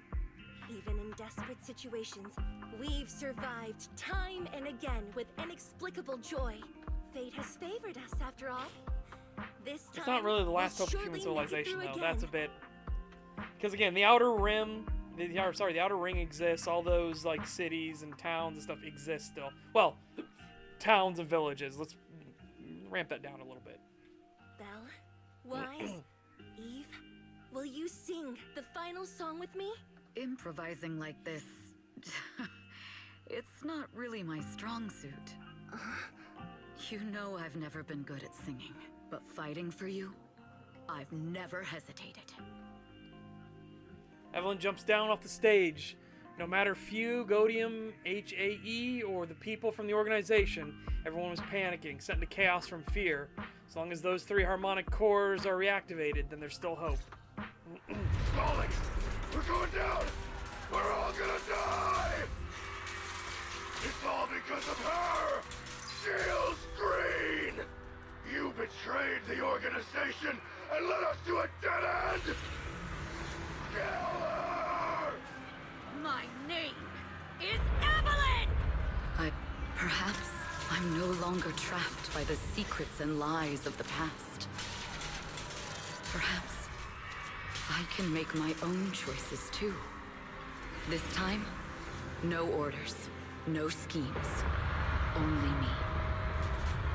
I won't let fear keep me captive any longer. There is magic in the world. Brilliant.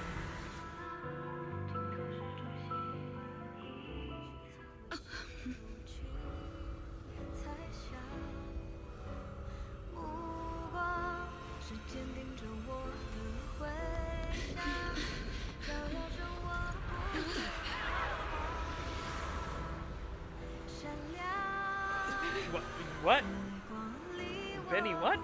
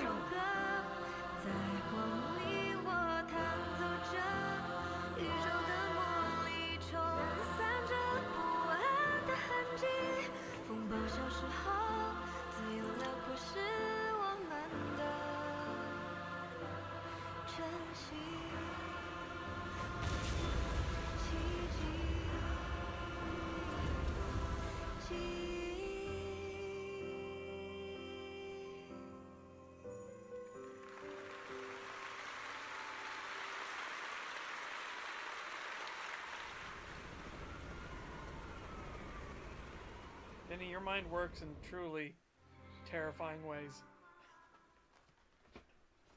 Also, fantastic. This has been a fantastic little special episode for sure. After the concert, Evelyn spent several days at public security, giving statements and answering every inquiry. Information shared with public security needs to be handled with utmost caution. After all, this matter involves Fugue, Lady de Winter, and the organization. I can't believe they hid it from me. How could I not be worried when Eve is missing? Please come out soon. Officers, please, Eve isn't a bad guy. Oh. Understood. I've completed a full report on the case. Thank you for your cooperation, Miss Evelyn. Well, they said it was powered by the harmonic thing, right? So her voice was literally powering it. So, you know, I'll be like, okay, the thrusters were for guidance and everything like that, but the harmonic core was the one that was actually, like, doing the main lift. But they had, like, retro rockets and stuff like that to keep things balanced and stable. We'll take additional precautions regarding Lady de Winter's safety, given your concerns. She may have been the mastermind, but Juyuan would never allow anyone to take her life in secret. In fact, while in our custody, she might be in the safest place she can be. Despite causing significant trouble for your company, the thugs hired by Fugue were merely pawns manipulated by Lady de Winter, and had no intent to kill on their own. Once I have more evidence of the communication between these thugs and Fugue's higher-ups, I'll forward the relevant documents to your company's legal team. Your and Officer Zhu Yuan's attention to detail is incredibly reassuring. The incident involves a complex web of connections, and having the support of public security is a tremendous relief. We'll also continue investigating leads related to the organization. Thank you again for the intelligence you've provided. Eve! Miss Yao, you came in person? This is Officer Qingyi, who I've been troubling these past few days. Thank you, Officer Qingyi, for bringing Eve back to me. It's nothing. Miss Evelyn has hardly rested while helping us with the investigation. She's worked very hard. There's one thing I'd like to ask for your help with, Officer Qingyi. Please, go ahead. This master copy of Yoran's legacy. I hope you can deliver it to Lady de Winter. I know I will never be able to see things from her perspective and fully understand her pain, but just like Yoran's voice has brought solace to countless lonely souls, perhaps one day it can also soothe her despair. From that show, Yoran said two things that left a deep impression on me. Though much has happened in the past and we cannot predict the future, I want to make a decision for myself in the present. I hope that everyone who has supported me will also stay true to their hearts and never betray their present selves. His last performance has finally been published. Now all fans can listen to this legendary record, and this master copy belongs to her. Please let her know that Yoran has always been by her side. Will do. I hope she can understand your sentiment and find the strength to move forward. We'll notify you immediately if there are new developments in the case. Now, if you'll excuse me, I have other tasks to attend to.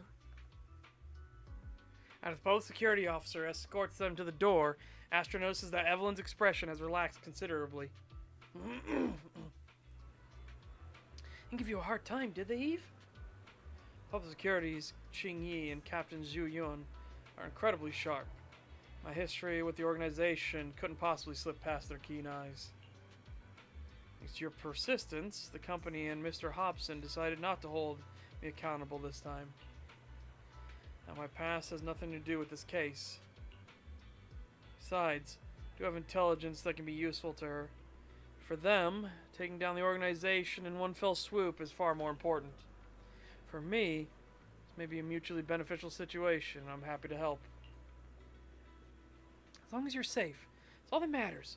Nothing else is important to me. Let's head back now. Huh? Are we heading back already? Well, yes. Why wouldn't we? We just got out. Let's not go back.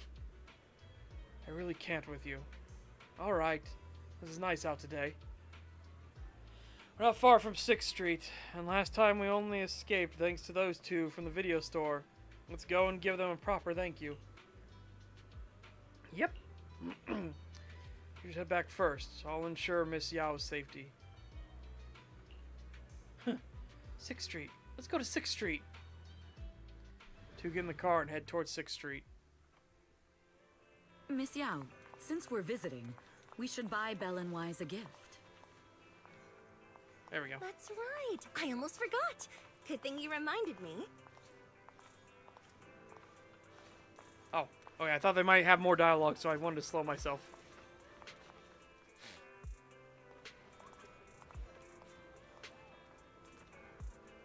The limited edition red velvet cake looks delicious. Ah, and that black tea I had last time was so fragrant.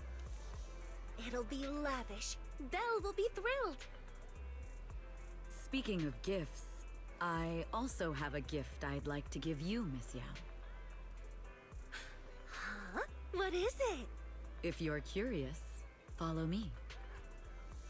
I'm curious. Follow Evelyn to a special place.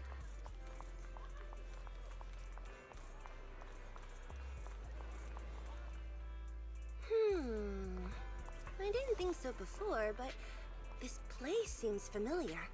Familiar, you say? That's about right.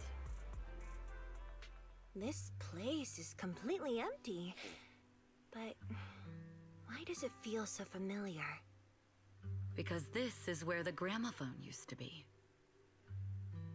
The gramophone. That's right. That was the name of the shop. Yoran's final performance was held in this little shop. It's been so many years, I'd forgotten the name of the place. How do you remember, Eve? Because I was there too. I figured. What? You were there too? I was. But unlike you, I just stumbled upon it by chance. I heard music coming from the shop and stopped to listen for a while. Through the glass, I saw a group of passionate fans. Yoran's voice flowed out from the crowd. I didn't actually see him, just vaguely heard his voice. Incredible. It's like Yoran's music had brought us together. Turns out, we've known each other for a long time. It seems like you're fond of my gift. This is all your fault, Eve. I'm about to cry now. You were right. Music is a connection of hearts. Even across different times and spaces, we can still feel each other's presence. Yes. Perhaps that's what Yoran wanted to bring us.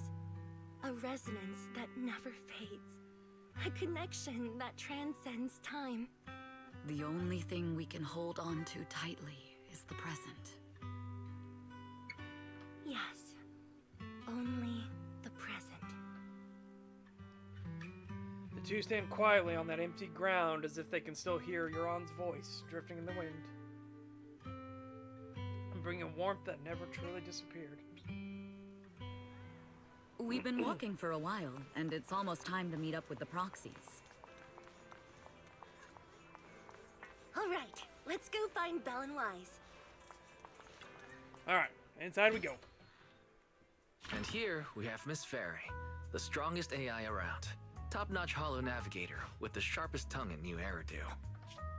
Ah, the strongest AI? Then, Fairy, Fairy, on the wall, who's the best singer of them all? You. You are. You always will be. Look at the monitors. Oh my god. Literally has the idol lights. Ooh, she really is sharp. Who would have thought? Astra's only gotten even more popular after the attack. And on top of that, Odium Entertainment stock has shot up 30%. Their market value is now approaching 5 trillion dennies. It's still far from enough. 5 trillion dennies isn't enough? Ugh. A number that big makes my ears ring. Wise, knock it off! I mean, if I want to break my contract with them, I'll need to save up enough for the penalty first. This is my fault, Ms. Yao. If it weren't for me, you wouldn't be in such a tough spot. What are you talking about?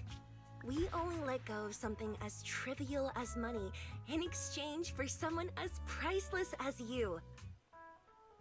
Turns out assassination attempts tend to make the target more sympathetic. Now that's something worth celebrating. I know a great place to eat. Perfect. I trust Belle's taste. It's gotta be great. Oh no. Oh no. It's a rare day off. Let's go right now. Hold on. Astra! Over here! Is there a special reason you chose to visit this store? I've said it before. You can't just do things on a whim. What should we do now? Thankfully, the kind store owners can also help us run away. Look at Eos. Hang on, look at Eos. Oh, I can't. I'm in the way. Look at Eos. Look at him. Oh no! We're on vacation today. After a hearty meal, you sing karaoke with Astra and Evelyn. Still not satisfied, you all have a second meal. After parting ways with them, you return home. Like Astra and I are becoming good friends now. All thanks to you, Wise. I'm so full. Like my stomach's gonna burst. Can't even sit down. Can't sit down, then lie down. I'm gonna sleep. Today was really fun. Sweet dreams, Belle. A long, satisfying sleep. Alright. I don't know if that Star Loop has now been unlocked. Oh good, more and more places to go.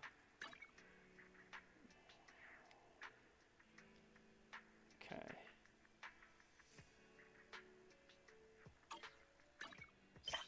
And we enter not leveled.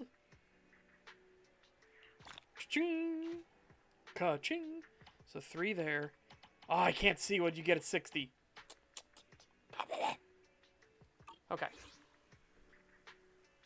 But it looks like... Hold on a second.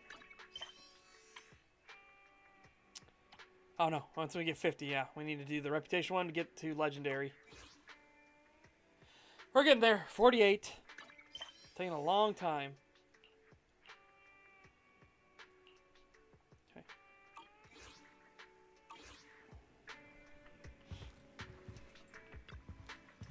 This video store just received a reservation. It's gonna be a big client. They even paid a large deposit up front. Why take reservations now? Signed in with a new software for promotion under Nicole's recommendation, remember? Added channels for reservations and deposits. Didn't expect such a big order to come in so quickly. Man, our big client's reservation is in just 5 minutes. What's the point of the reservation then? I guess we're making a payment in advance? Yeah, let's welcome the customer first. We're counting on them for this month's electricity bill.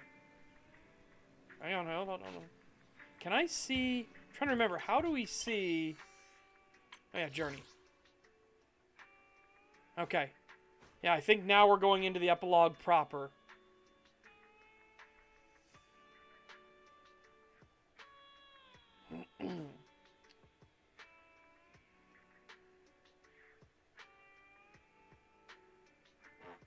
Yeah.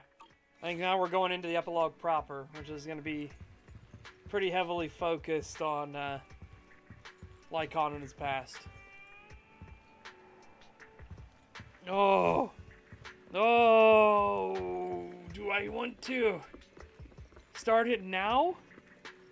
And then we'll have to stop midway through, or do I wait until Wednesday?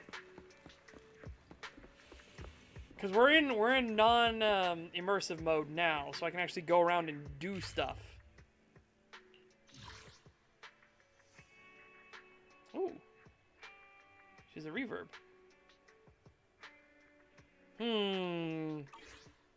Decisions. You know what? We'll hold off. I thought this was the epilogue start, but no, it was just a special episode. We'll start the epilogue on Wednesday. Properly. This time. Yeah, that'll be what we do. Oh, I'm also cramping up. Thanks for that. Okay. I guess, just add that to the list. Thank you so much. Oh. Right. Well, in the meantime, chat, remember, tomorrow we're going to be doing, tomorrow we will be doing the bounty for, the Awakening of the Clone Wars. So, hope you guys take care. Have a fantastic day. Stay safe and healthy. Get fit, get ripped. I will see you back here tomorrow. And yeah, like I said, I'll probably select some people to start reading through Guardians of Nature and giving feedback and things like that and editing stuff. Because we're going to have to start all the way back from Chapter 1. Well, actually from the preamble. And then all the way back through again. So the book's going to get longer, that's for sure. Yeah, now it's time to fill in everything and help set up the mindscape more and more. Yeah. Also, remember, this Saturday we'll be watching the movie Alien, and then next Saturday we're going to watch Jacob's Ladder. So, that should be fun. Because then we'll be talking about Jacob's Ladder on Metal's Forge again. So that should be fun. Yeah. Bye-bye for now, everyone. Goodbye. Bye-bye. Bye-bye.